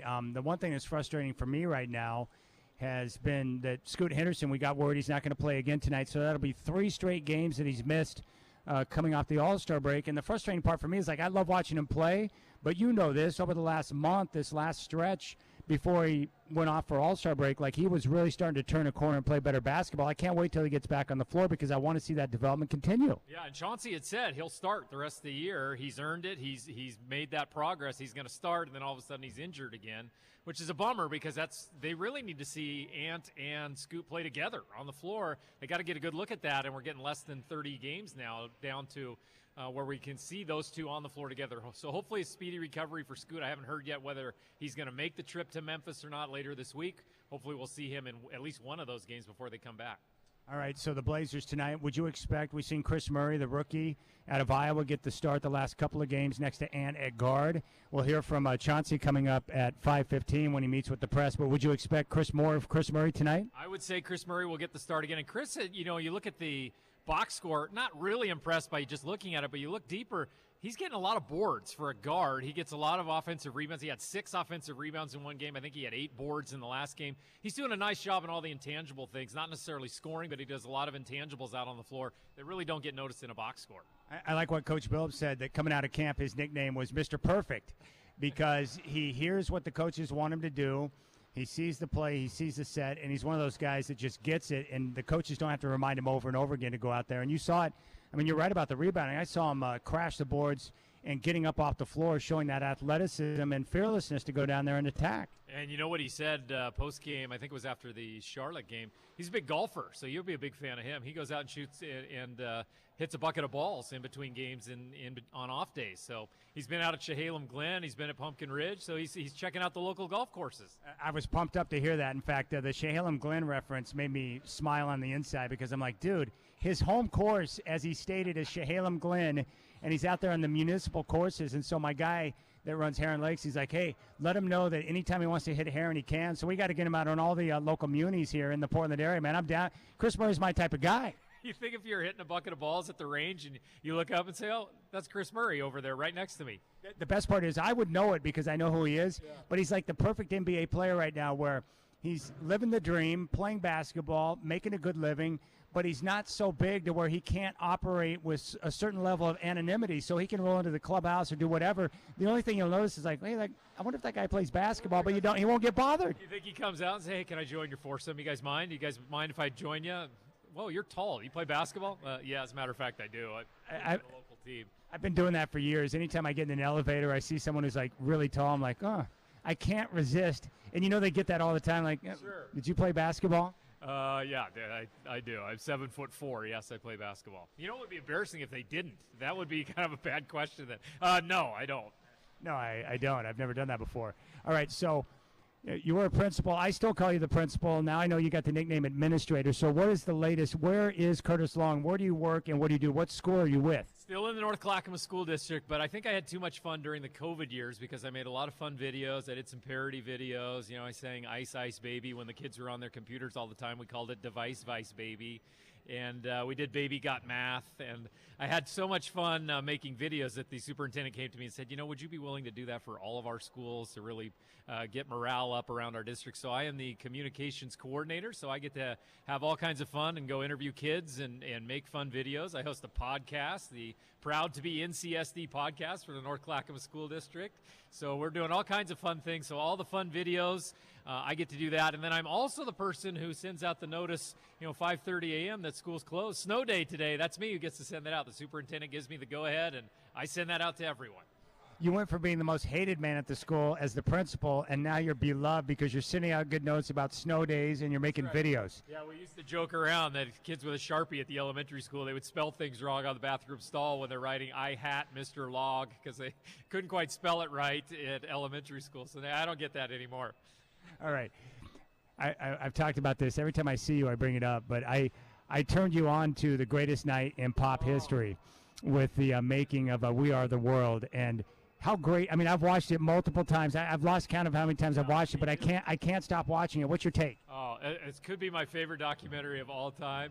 And I will call you once in a while and say, "Hey, Chad, it's Lionel. I would like to talk to you about writing this song."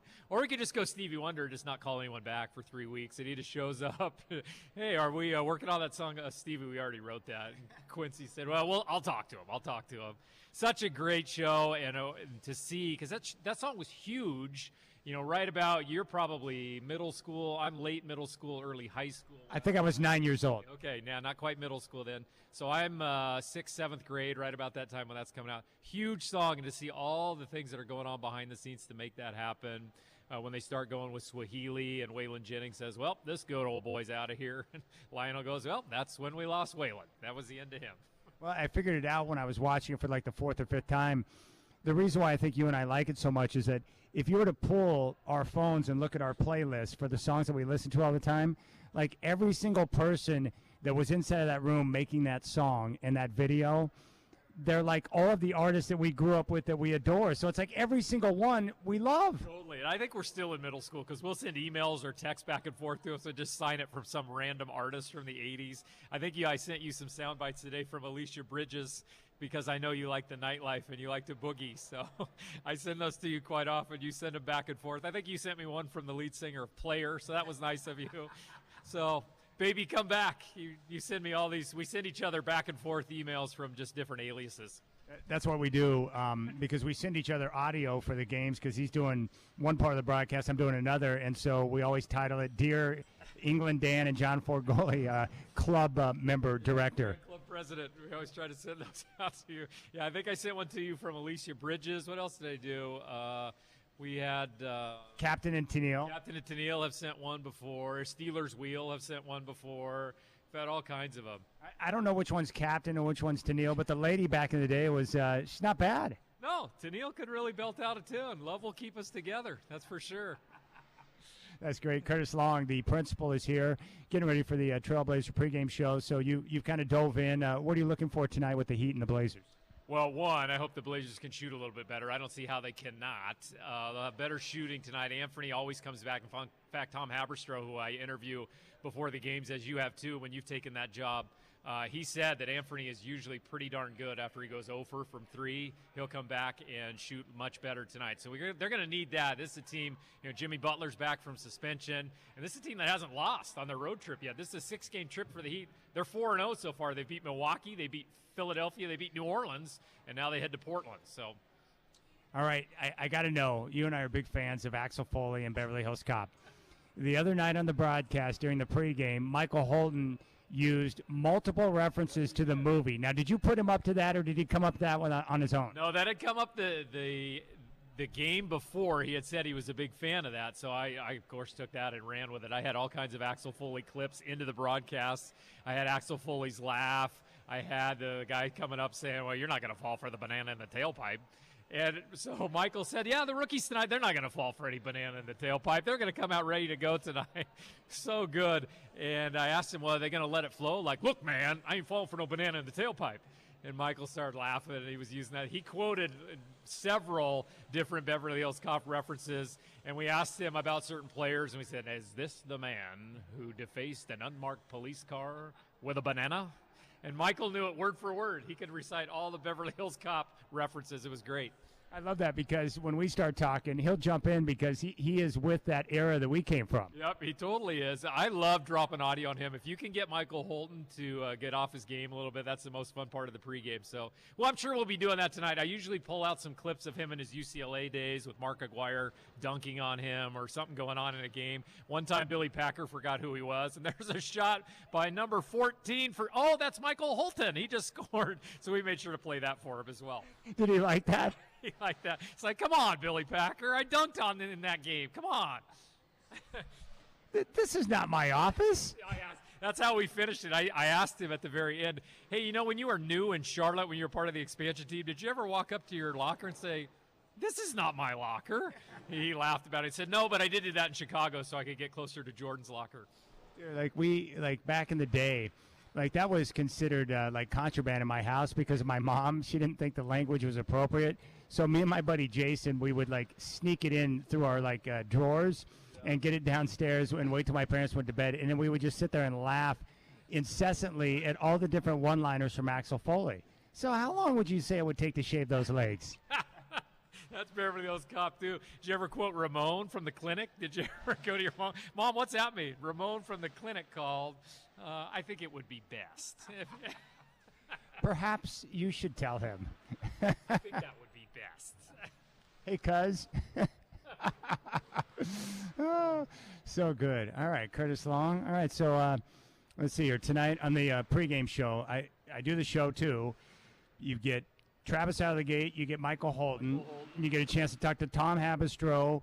You get a chance to talk to Casey Holdahl. It is a quick-paced show. Boom, boom, boom. Yeah, it goes nonstop, and we've got some audio mixed in. Chris Murray, we'll hear from him again on his assessment of how he's been playing in a starting role. And we'll hear from Anthony, too. He had some interesting things to say.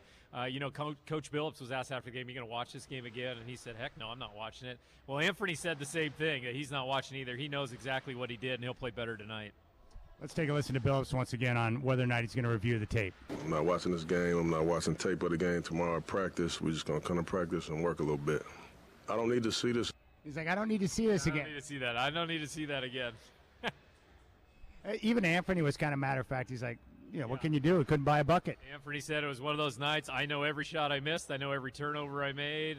When he and Jeremy Grant crashed into each other on just dribbling it up the floor, knocked it out of bounds. It was that kind of night for the Trailblazers. And we could be witnessing history tonight. I hope we don't, but this is the first time ever in the 54 history of the Trailblazers where the Blazers could go 0 for a full month of the season. They have never done that before. They've never gone winless in an entire month that has basketball throughout it. So October doesn't really count at the beginning of a season, or May or June, but mid-season, this is the first time they have a chance to go 0 for an entire month. They have not won since that Damian Lillard return game on January 31st. Wow, I did not know that. So, and this is the final shot because the game Friday in Memphis will be a new month. March 1 is the game in Memphis, so they got to win tonight. It's the first time ever in the 54 history of this franchise they've gone 0 for a month. That's not good. Not good for the Blazers to set that mark. There's a lot at stake tonight. There is. So Jimmy Butler, Bam Adebayo, they're going to be going at him. They can't go 0 for an entire month, 0 for February. All right, Curtis Long's got your Trailblazer pregame show coming up at 6 o'clock as we get ready for the Heat and Trailblazers, which will tip off at 7. We're going to head down to the podium and talk with Chauncey Billups coming up at 5:15. Curtis, appreciate the time, my friend. Yeah, can we talk about your setup up here? I love this. I haven't been up to the Pine since we used to do the fifth quarter up here. I'm surprised you don't have the Zamboni driving through, cleaning up the popcorn. And I like your setup up here. You don't have like the traditional mic that comes off your headset. You're going stick mic. You're like Wink Martindale hosting Tic-Tac-Dough or something.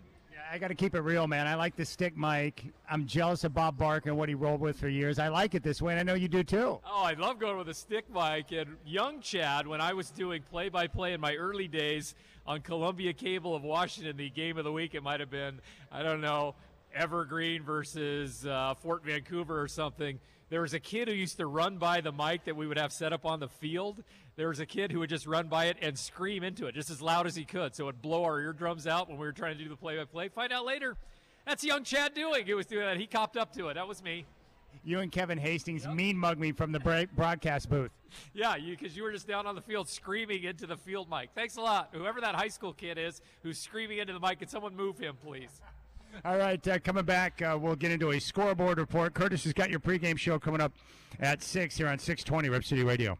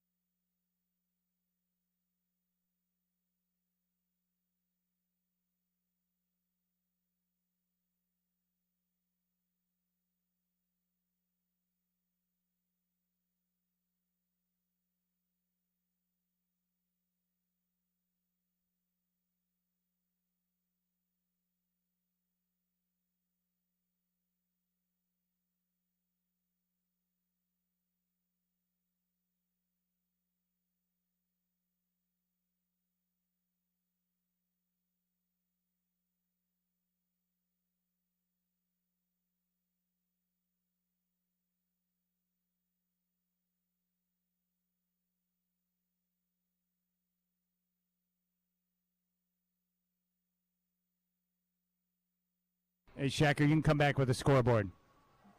You got popcorn, Tony? You got to go get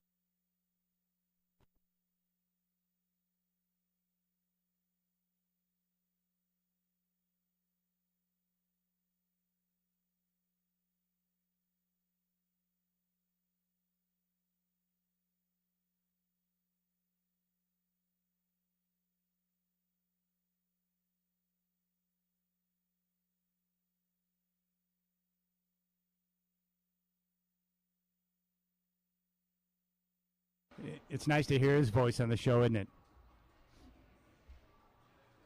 I like Curtis.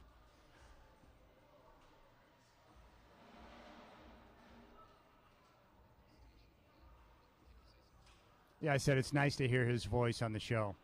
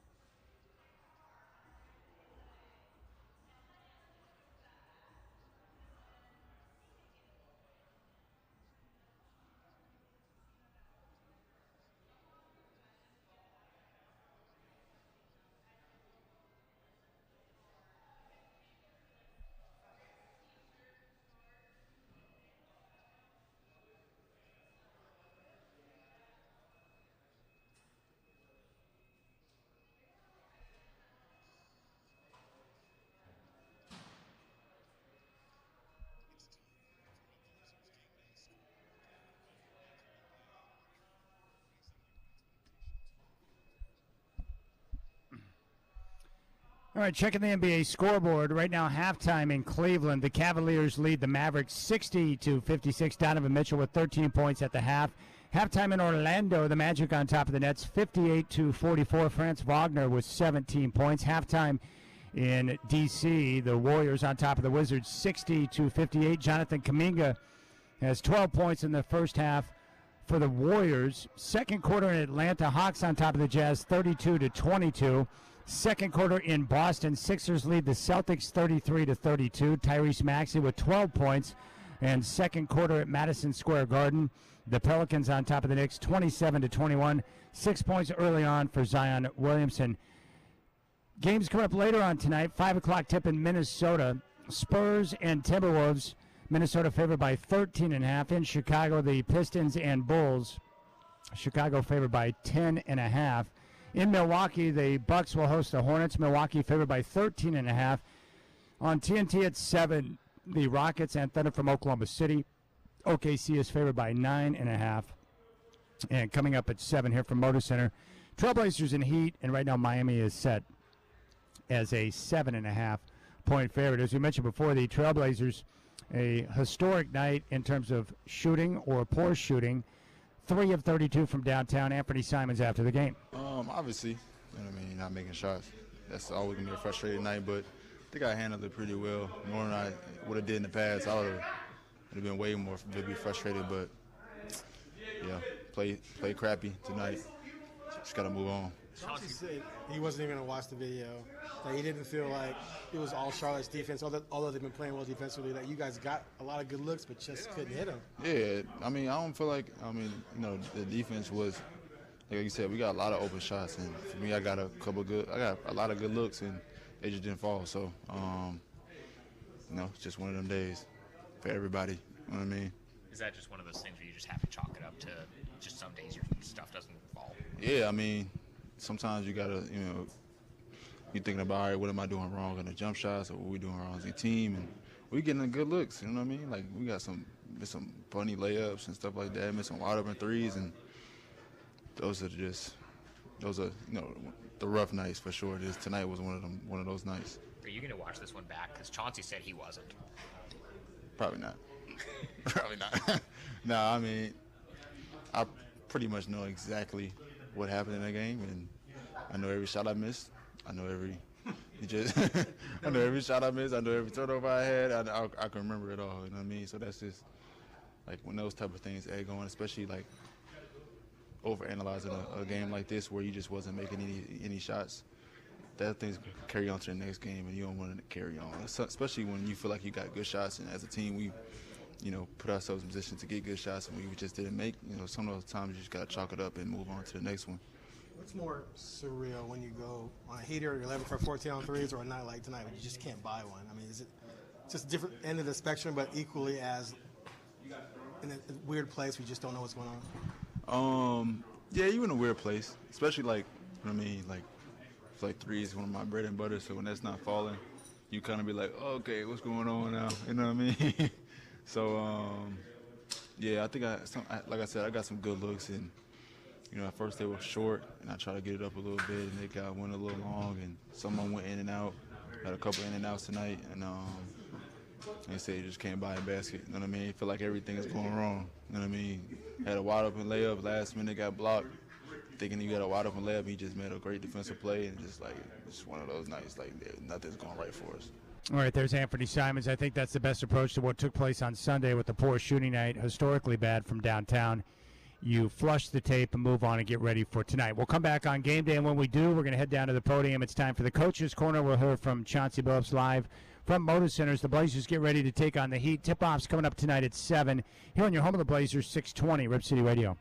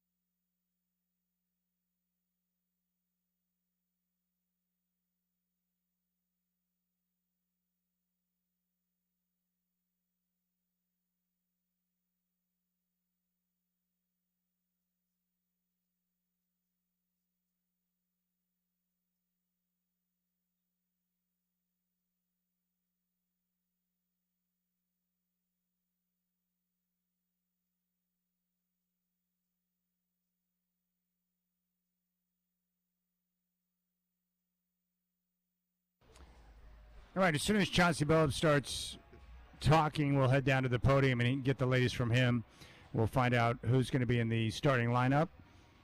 My guess would be Chris Murray. Once again, we'll get the start at guard next to Anthony Simons, and it looks like both Bam and Jimmy will play tonight for the Miami Heat. Tyler Hero will not, so it's going to be a good challenge. Critical tonight that they once again, early on, make an effort to get DeAndre Ayton the ball and get him involved. They need him engaged. They need him to play well, and my guess would be with the shooting. It was historically bad on Sunday, but you'll see the Blazers make more shots tonight, and probably a situation where Anthony Simons will bounce back and have a good night, along with Jeremy Grant. And if they get that in combination with DeAndre Ayton playing aggressive and engaged basketball like we've seen over the last month, then they can put themselves in a position to compete. I didn't realize it until Curtis Long had mentioned it, that the Blazers are trying to, prevent something from happening that's never happened before in the franchise, and that's going winless for an entire month of the NBA schedule. And that would happen tonight if they lose to the Heat, that they would go over for the month of February. It's never happened before in the history of the franchise. Here's Chauncey Billups. What's the status of Scoot tonight? Same. He's we just been being very kind of cautious with him, so we'll see. But it's pretty much in the same spot right now, though. He hasn't done too much more. So we think he probably is gonna still be out on the road trip too. Probably. I mean, he ain't even on the court right now, so you obviously not just gonna throw him out there, So yeah, we'll see though. I certainly wouldn't feel comfortable just putting him out there though. Same starters? Yeah, same starters. Yeah.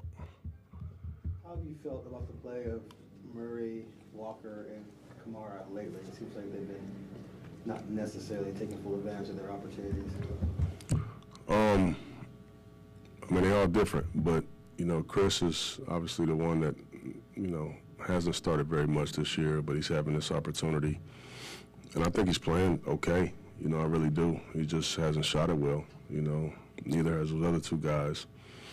But that's also not their strong suit, so I'm never going to base if they're playing well if they're making shots or not. But I think he's done a good job on the glass. I think he's done a good job defensively. He's in their offensive rebound, and he's always doing the right things. His playmaking's been pretty good, So, yeah, I think Chris is getting a little more comfortable all the time. And then two just does what two does, I've been trying to pressure him to be a lot more aggressive in the next action situations. He's done a better job, but a lot of times when he's out there, he's kind of in those dunkers or in the corners, and I'm always just trying to encourage him to just stay aggressive, And I just think for young guys like that, even Jabari, when you are playing the right way and you're just not making shots, it's a little deflating, So you gotta just stick with it, You just have to just kind of stick with it and hang your hat on all those other things, which is what they've done, So, yeah, I think they're all playing pretty decent. How much new stuff are you adding for the young guys in particular as they start to get a hold of things, concepts a little bit more offensively and defensively? Zero. That's something that I've just learned, over time is you just want guys to learn how to do it right first and foremost, and then you can start really kind of like peeling back the layers. And we need to learn how to do it right, because a lot of times they're out there playing with people that they don't have much experience playing with, So if I start adding layers and peeling back the onion a little, the guys that have been out there most will probably be a little more familiar. And now you start leaving these young guys behind again, which is not fair. So not very much at all, Danny. I'm just trying to keep it very simple. Even with the ATOs and stuff like that, I'll definitely throw something in here and there, but we keep it very close to the vest with the guys. Chauncey, how are you balancing, everybody wants to win, but how are you balancing developing a young team while you're trying to win games? The best I can, the best I can. that's what this thing is really all about right now, is just trying to develop these young guys. And it's tough to do both at the same time. Develop and win is tough to do. So it's pretty painful, the process that you got to go through, especially for somebody like me who, I hang my hat on winning and doing it right, So it's difficult. It's difficult, but I never let, my kids, I never let them see me sweat, I deal with that when I deal with that, but I got to show up and be the best that I can for my guys every time, and I do. Now you've had him for a couple weeks. What have you thought about Delano's play and how you can maybe use him? Yeah, I think Delano's done a pretty good job. Obviously good size, got a real knack, to get to the basket, get fouled. Teams have started to take him more serious now since he's been here. Y'all can probably see it. I know, like, second half last game, I went with Ashton a little bit. I played them a little together, but because we just need to push more, we need to push. And also we need to pick up full court, when we're trying to be disruptive against teams. When you can't score and you're not shooting it well, you got to find other ways. Delano's not really that guy to pick up full court and pressure you and be disruptive. And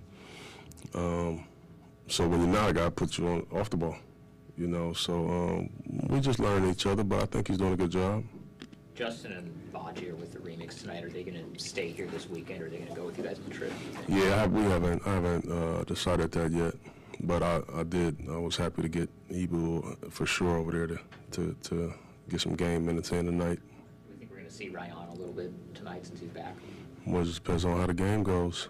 But I'm happy to see him back. He practiced for the first time a couple of days ago. His ankle's feeling much better. All right, thank you. Good. All right. Oh. All right, there's Blazers coach Chauncey Billups tonight. So the same starting lineup that we saw in the game on Sunday that we've seen for the last couple of games. You'll have Ant and Chris Murray, the rookie from Iowa, in the backcourt. Curtis Long mentioned it. He's done a heck of a job in terms of his energy and effort defensively, and then also crashing the glass. I think the Blazers on Sunday had 22 offensive rebounds. The last couple of games, Friday against Denver, Sunday against Charlotte, the team's done a heck of a job rebounding, and that was one of my keys going into the game was, that type of commitment as a team to be able to rebound, because this team right now with the guys that they've got on the floor, with the number of guys they have out, sometimes the offense is going to be a struggle, but when you crash the glass and can give yourself an opportunity with these second chance points, you can overcome some of the poor shooting nights. You may not be able to overcome 3 of 32 from downtown, but you put yourself in a position to make something happen. Also, Ayton will be at center, and then at forward you'll have Jeremy Grant and Tamani Kamara with Jabari Walker coming off the bench. And you heard it from Billups himself. He was asked how he's balancing out developing the young players while still trying to win basketball games, and he said the best he can. But he did indicate that is the number one objective right now in a season where the Blazers are now 15-41, and you've got less than 30 games to play in the regular season. The number one objective right now is to develop, and that's why it's so frustrating to have some of the key young guys out with Shaedon Sharpe and Scoot Henderson. If they're not playing, they can't be on the floor in those game situations to be able to learn and develop, and that time's critical. So it's very frustrating that they're not in a position to be able to have that. The other thing he did indicate, and this is unfortunate news, we know Scoot Henderson's not going to play tonight. He said that he would not feel comfortable throwing him back out there because he hasn't been on the court practicing with the adductor strain, so it doesn't sound like he's going to be in a position where he's going to go on the road trip. So we may not see Scoot not only tonight, but we may not see him on that road trip, which is a total of 3 games. So that's really unfortunate news. And for the Trailblazers, after the game tonight against Miami, they head to the road. They got a back-to-back on Friday and Saturday in Memphis against the Grizzlies. And then they play that game Monday in Minnesota against the Timberwolves. Their next game after that will kick off an extended home stretch Wednesday, March 6th, so a week from tomorrow against the Oklahoma City Thunder. And that OKC game is the first of 6 straight home games where you're going to play Oklahoma City, Houston, Toronto, Boston, Atlanta, and New York. So my guess is we're not going to see Scoot until possibly that game against Oklahoma City on Wednesday, March 6th, because it doesn't sound like he's going to go on the road trip. They'll keep him here. He can continue to rehab and rest and get that adductor where it needs to be to where he can play. So very unfortunate for the Trailblazers, who have played now 56 games. They've got 26 more games to go. And if Scoot is out tonight and the 3 games on the road trip, when he would return in that game against Oklahoma City, you'd have 22 games on the schedule to where he could play and continue his process of development. So that's the irritating part. Now, the latest with Shaedon Sharpe, he's making progress after the core surgery. The hope is that he can return to action before the end of the year. I don't know exactly when that would be, but that's what Chauncey Billups has indicated. I mean, it would be nice if you could have a few games at the end of the year to have Scoot and Shaedon both out there. But a good opportunity for the other young guys. Jabari will get a lot of minutes tonight, as will Chris Murray and Tamani Kamara. So it's a chance for those guys to continue to play and put themselves in a position where they can, make the most of the opportunity and develop. But that is the number one objective, and I don't disagree with that whatsoever. I mean, the most important thing to do now is to get those young guys ramped up as much as possible so that you can put them in a position going into the offseason where they can have some confidence and get ready for camp next year, but also for the front office to be able to, see all the young guys play so they can continue to make decisions about the roster moving forward. This is going to be a very big offseason for Portland. Joe Cronin's got everything lined up in terms of cap flexibility, draft picks, and veteran assets to where they can be in a position to go out there and make something happen. Maybe they're able to go out there and make the move to bring in the young forward, to kind of flesh out the starting lineup. But tonight, most important thing for me, DeAndre Ayton, getting him engaged early and activated so that he can go out there and have another big night, because he was, the one thing to watch on Sunday in the game against Charlotte with 26 points and 19 rebounds. Aggressive, getting to his spots, his teammates looking for him. And right now, one of the best options on the offensive end, because he shoots a high percentage, and if you get him in a position to where he can get to his spots, he can be effective for this team. I just love to see the way he's playing right now. Okay, we'll keep things rolling here on the pregame show, Blazer Game Day. Curtis Long's coming up with your Trailblazer pregame show at 6. We'll come back with the Coors Light Cold Hard Facts, and then we're going to hear from Chris Murray following the game Sunday against Charlotte and get his thoughts as the Blazers get ready to take on the Heat tonight. Tip-off at 7. Travis Demers and Michael Holton on the call here on your home of the Blazers, 620 Rip City Radio.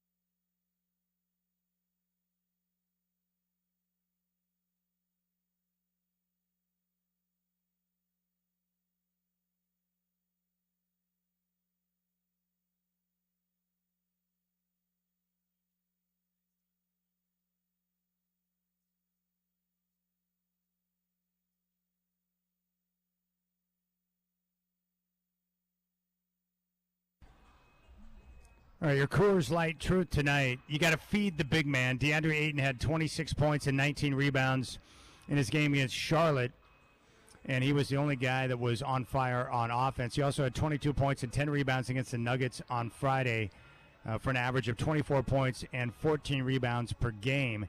Ayton right now is having his best stretch of basketball for the Trailblazers in his first year here in Portland. He's averaging 18 points, 11 rebounds, shooting 63% from the field over his last 12 games. And we're seeing the best of him. So you got to continue to go to him, feed the big man, get him engaged early, and let him continue to have a major impact on the game. He can take pressure off of Ant and Grant and that, feeling that they have that they got to make shots for this team to have a chance to win. So continue to go to the big man. I like Ayton, and I want him to have success here, and they need to continue to make sure that he gets involved in the game early. Now, one of the other guys who will get the start again tonight is Chris Murray, who will get the start at guard next to Anthony Simons. And getting a chance, we've seen his minutes tick up, so he's getting an opportunity to play, and he had a chance to speak after the loss to Charlotte on Sunday. I thought I played all right. Obviously, in a loss, everyone feels like they got to play a little bit better. But overall, I feel like I'm just making good strides, especially on the defensive end. That's kind of what I've been working on the most and been trying to get better at throughout this year. And I know shots are going to fall like tonight. Just wasn't a good day for anyone. So we just got to flush that and get better the next game. You guys have the defending Eastern Conference champs coming into town next. You guys have played well against some of the best teams in the East so far this year, Milwaukee, Philadelphia. What can you take from those meetings as you head into this matchup with Miami? Yeah, just be competitive. I think for us, we want to go into every game and just play hard, give ourselves a chance. And while the shots are falling now, we got to hang our hat on defensive end. I think, especially with Miami coming in, that's going to be big. They're a good offensive team, good defensive team, so definitely moving the ball and getting stops, that's going to be big. All right, there's Chris Murray, and a big opportunity for him to continue to see more minutes. He'll get the start again tonight, which will be his fourth start in his rookie season. He didn't shoot the ball particularly well, 31% from the field, but Murray has been able to average 7.5 points, 8 rebounds, and 3 assists, and 1.5 steals per game during the past week. And it's a great opportunity for him to continue to go out there and just make the most. And for any of these young guys, Delano Banton, Ashton Higgins, Chris Murray, some of the guys will be here next year, some won't, but at least you get a chance to showcase either for the Trailblazers or another team, and that's the advantage of being a young player on a team right now that's just going to play out the stretch where they're focusing on development. If you're young, you're going to get a chance to play, and you can go out there and have the opportunity to make the most of it. So we'll keep an eye on that tonight. Elsewhere, I wanted to play this. You look at the NBA standings right now. In the East, it's Boston way out in front, in control. They're 7.5 games in front right now of the Cleveland Cavaliers, 8.5 in front of the Milwaukee Bucks, and the Knicks right now fourth in the East, 10.5 back. And if you go all the way down to 10 to the last playing team, the Atlanta Hawks, the Celtics are 20 games in front. So the Celtics are going to be your number one seed. They're 45-12. They're playing terrific basketball. But in the Western Conference, it's a logjam at the top. Minnesota and Oklahoma City right now evened up at 40-17. They lead the way. Denver's in third at 1.5 games behind. And then you've got the Clippers 2.5 back in fourth. Now there's a sharper drop from fourth to fifth. Suns are 6.5 back, tied up with the New Orleans Pelicans, who are also 34-24, 6.5 games back. Sacramento, Dallas, the Lakers, and Golden State round out the 4 play-in teams at the moment, 7 through 10. But Denver's sitting there 1.5 back. They've got a better winning percentage than they did at this point last year, and they've gotten over the hump. They've won a championship. They've got the best player on the planet, Nikola Jokic, and barring injury, I think they're going to win the championship again. They played that game on Sunday against the Warriors down in San Francisco, and I want you to listen to Draymond Green and his assessment on Jokic and the way that the two battled and the way that he played. And this is what I appreciate about Draymond in the time that I covered the Warriors.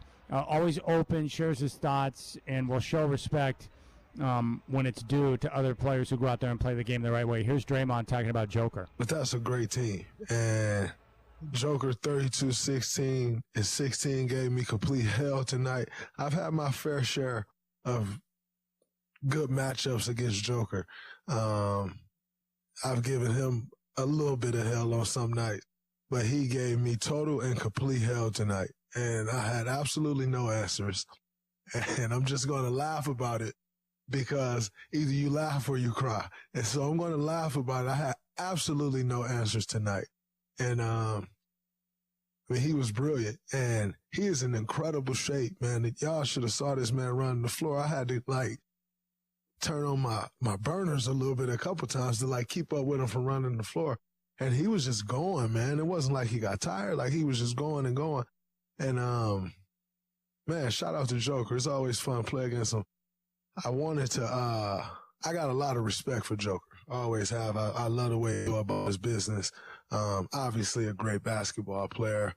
And Joker caught me with the shoulder in the chin, and they didn't call offensive foul. And I wrapped him up, and we was coming back down the court.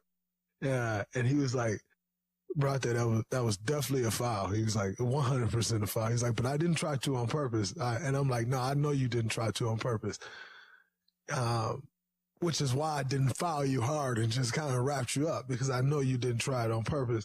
I love playing against the guys where there's a mutual respect of, like, the work that you put in, the work that I put in. There's a healthy competition. And that's, so I always enjoy the honor of playing against Joker. I got a tremendous amount of respect for it. Isn't that nice?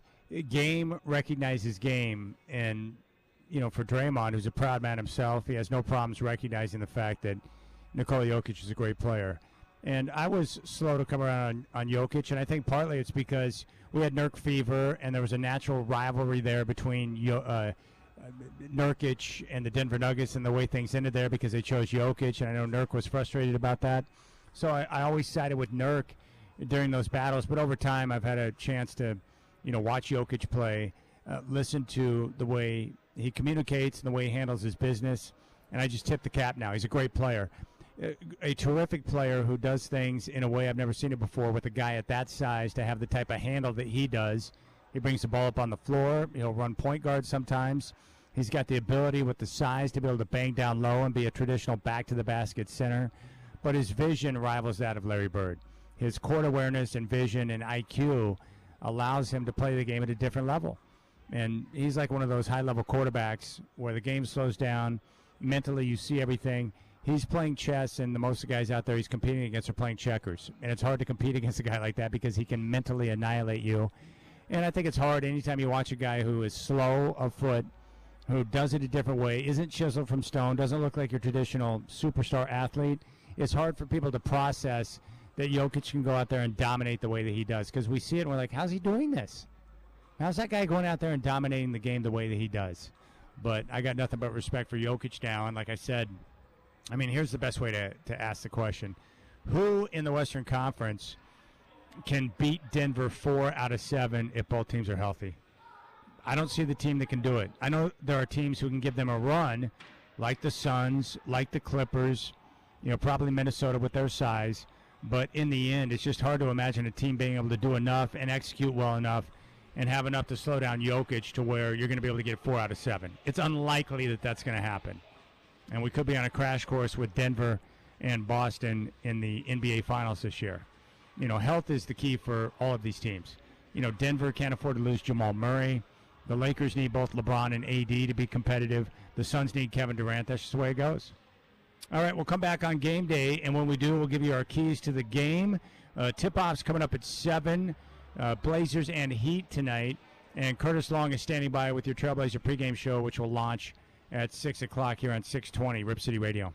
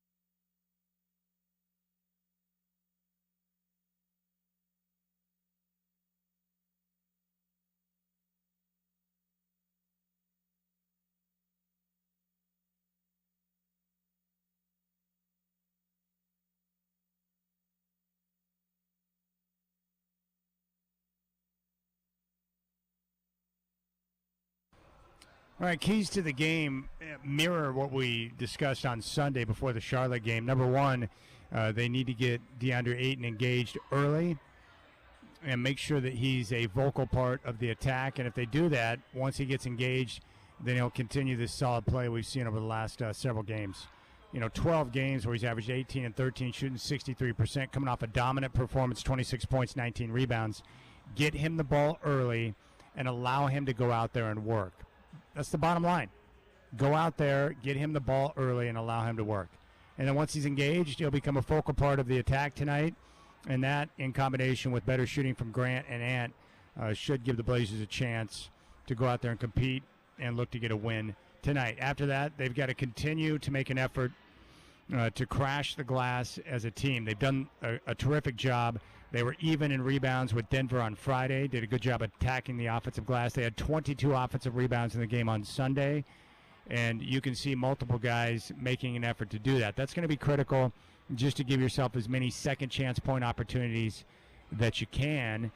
And against a team like Miami that's going to be feisty, I think that's critical. Outside of that, player movement and ball movement, making the next pass, looking to have the ball touch multiple guys' hands, especially against a team that's got a good defensive system like Miami. You don't want to become too predictable with too much dribbling.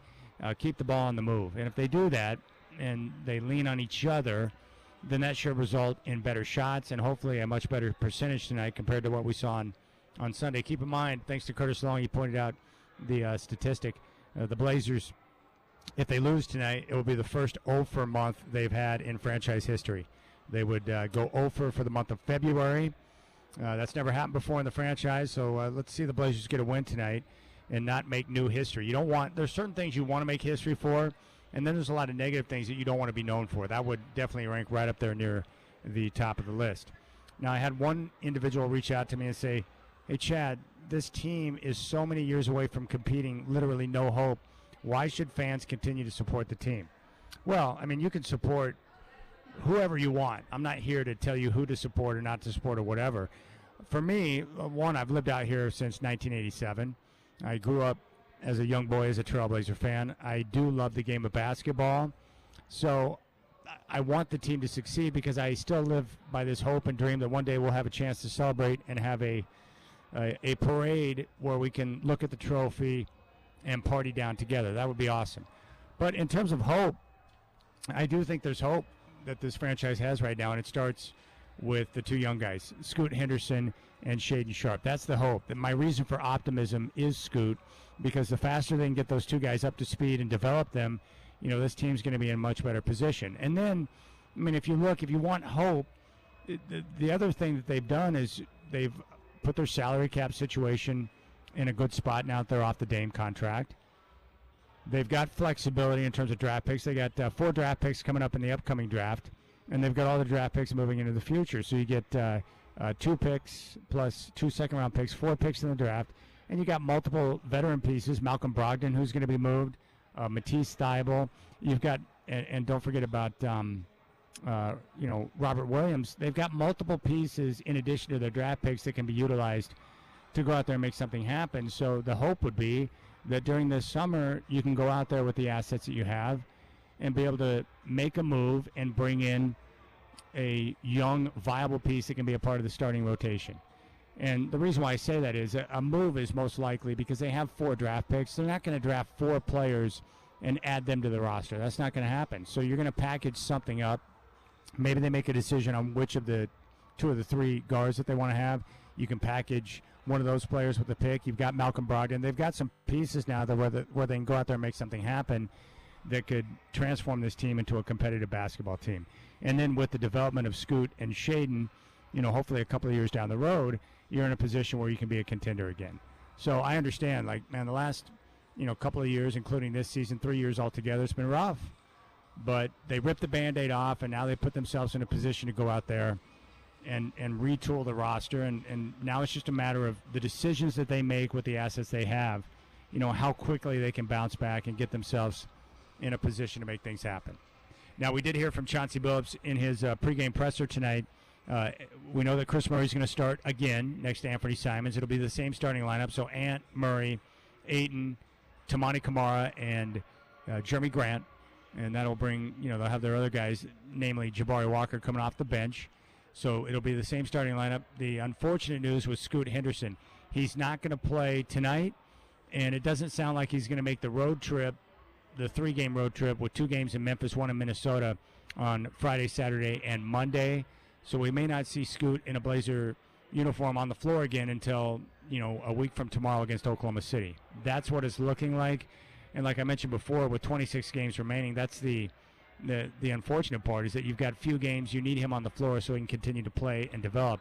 And frankly, like for me, I like watching Ayton right now with the way he's playing, but my number one, reason for watching is that optimism I talked about. I want to see Scoot on the floor and play because of this recent stretch of basketball. I like watching him. I like watching him. I like the way he handles himself. So I want to see that. I want to see him on the floor so we can continue to see that development. But it is so critical for Scoot Henderson to hit. I mean, that's my reason for optimism. They need him to hit and to become a big-time player. And if he does, in combination with development from Shaedon Sharpe and some of the other pieces on the roster, then, they can be back in a position to make some things happen. But, yeah, it's tough. We're not used. We've been spoiled here in Portland because the team, for most of my time being out here since '87, so what is that, like nearly 40 years, they've been a perennial playoff team for most of those years. There's been very few low points or downtimes because they've been a perennial playoff contender. But they had reached a point where they needed to go for the reset, and now they're in a position to be able to do that. And now it's up to Cronin and his crew to be able to go out there and make the best decisions you can, with the assets that they have. I mean, that's why you need these things to hit. You need it to hit. I still love Billups' response to the tape. You going to watch that game again? 3 of 32 from downtown. I'm not watching this game. I'm not watching tape of the game tomorrow at practice. We're just going to come to practice and work a little bit. I don't need to see this again. I was very happy with what we did defensively. For the most part, I was cool with, the shots that we were creating. I don't want to just look at them bad misses again. That does nothing for me. Love that. In other news, Steve Kerr inked a 2-year extension with the Golden State Warriors. Big fan of Steve Kerr and thinks he does a terrific job, so I think that's a smart move for Joe Lacob. Checking the NBA scoreboard right now. Fourth quarter in Cleveland. Mavericks on top of the Cavs, 100-98. Doncic, so far tonight, 42.7 rebounds and 12 assists. Fourth quarter in Orlando, the Magic hammering the Nets, 91-59. Franz Wagner has 21 points. The Warriors right now on top of the Wizards, 106-94 in D.C. 7:28 to play in the game. Klay Thompson with 25 points. Hawks lead the Jazz in Atlanta with 9 minutes to play in the third, 61-53. In Boston, third quarter on TNT, Celtics lead the Sixers 62-51. Jaylen Brown with 20 points. Third quarter in Madison Square Garden, the Pelicans on top of the Knicks, 54-47. Brandon Ingram has 14 points. Second quarter down in Minnesota, the Timberwolves lead the Spurs 58-39. Karl Anthony Towns is out tonight. Anthony Edwards has 18 points. Chicago leads Detroit 44-34 at the United Center. And Drummond right now with 12 points and 6 rebounds. The Bucks lead the Hornets 51-24. Second quarter in Milwaukee, Bobby Portis with 16 points and 7 rebounds. And the 2 games coming up later on tonight. Second part of the TNT doubleheader, Thunder and Rockets. Oklahoma City favored by 9.5. And then the Heat and your Portland Trailblazers, Miami right now favored by 7.5. And there you have it. That is your night in the association. The Blazers will play tonight, and then they'll get 2 nights off, tomorrow and Thursday, before they play the first of back-to-back games in Memphis against the Grizzlies on Friday and Saturday. Both those games tip off at 5. I'll have Blazers game day starting at 2:30 on both days, getting you ready for the tip-off. And then the final game of the 3-game road trip will be Monday in Minnesota with the same tip time of 5, with Blazers game day starting at 2:30. All right, so coming up next will be the Trailblazer pregame show. Curtis Long will have that. He'll lead you right up to tip-off with Travis Demers and Michael Holton, which will be at 7 o'clock.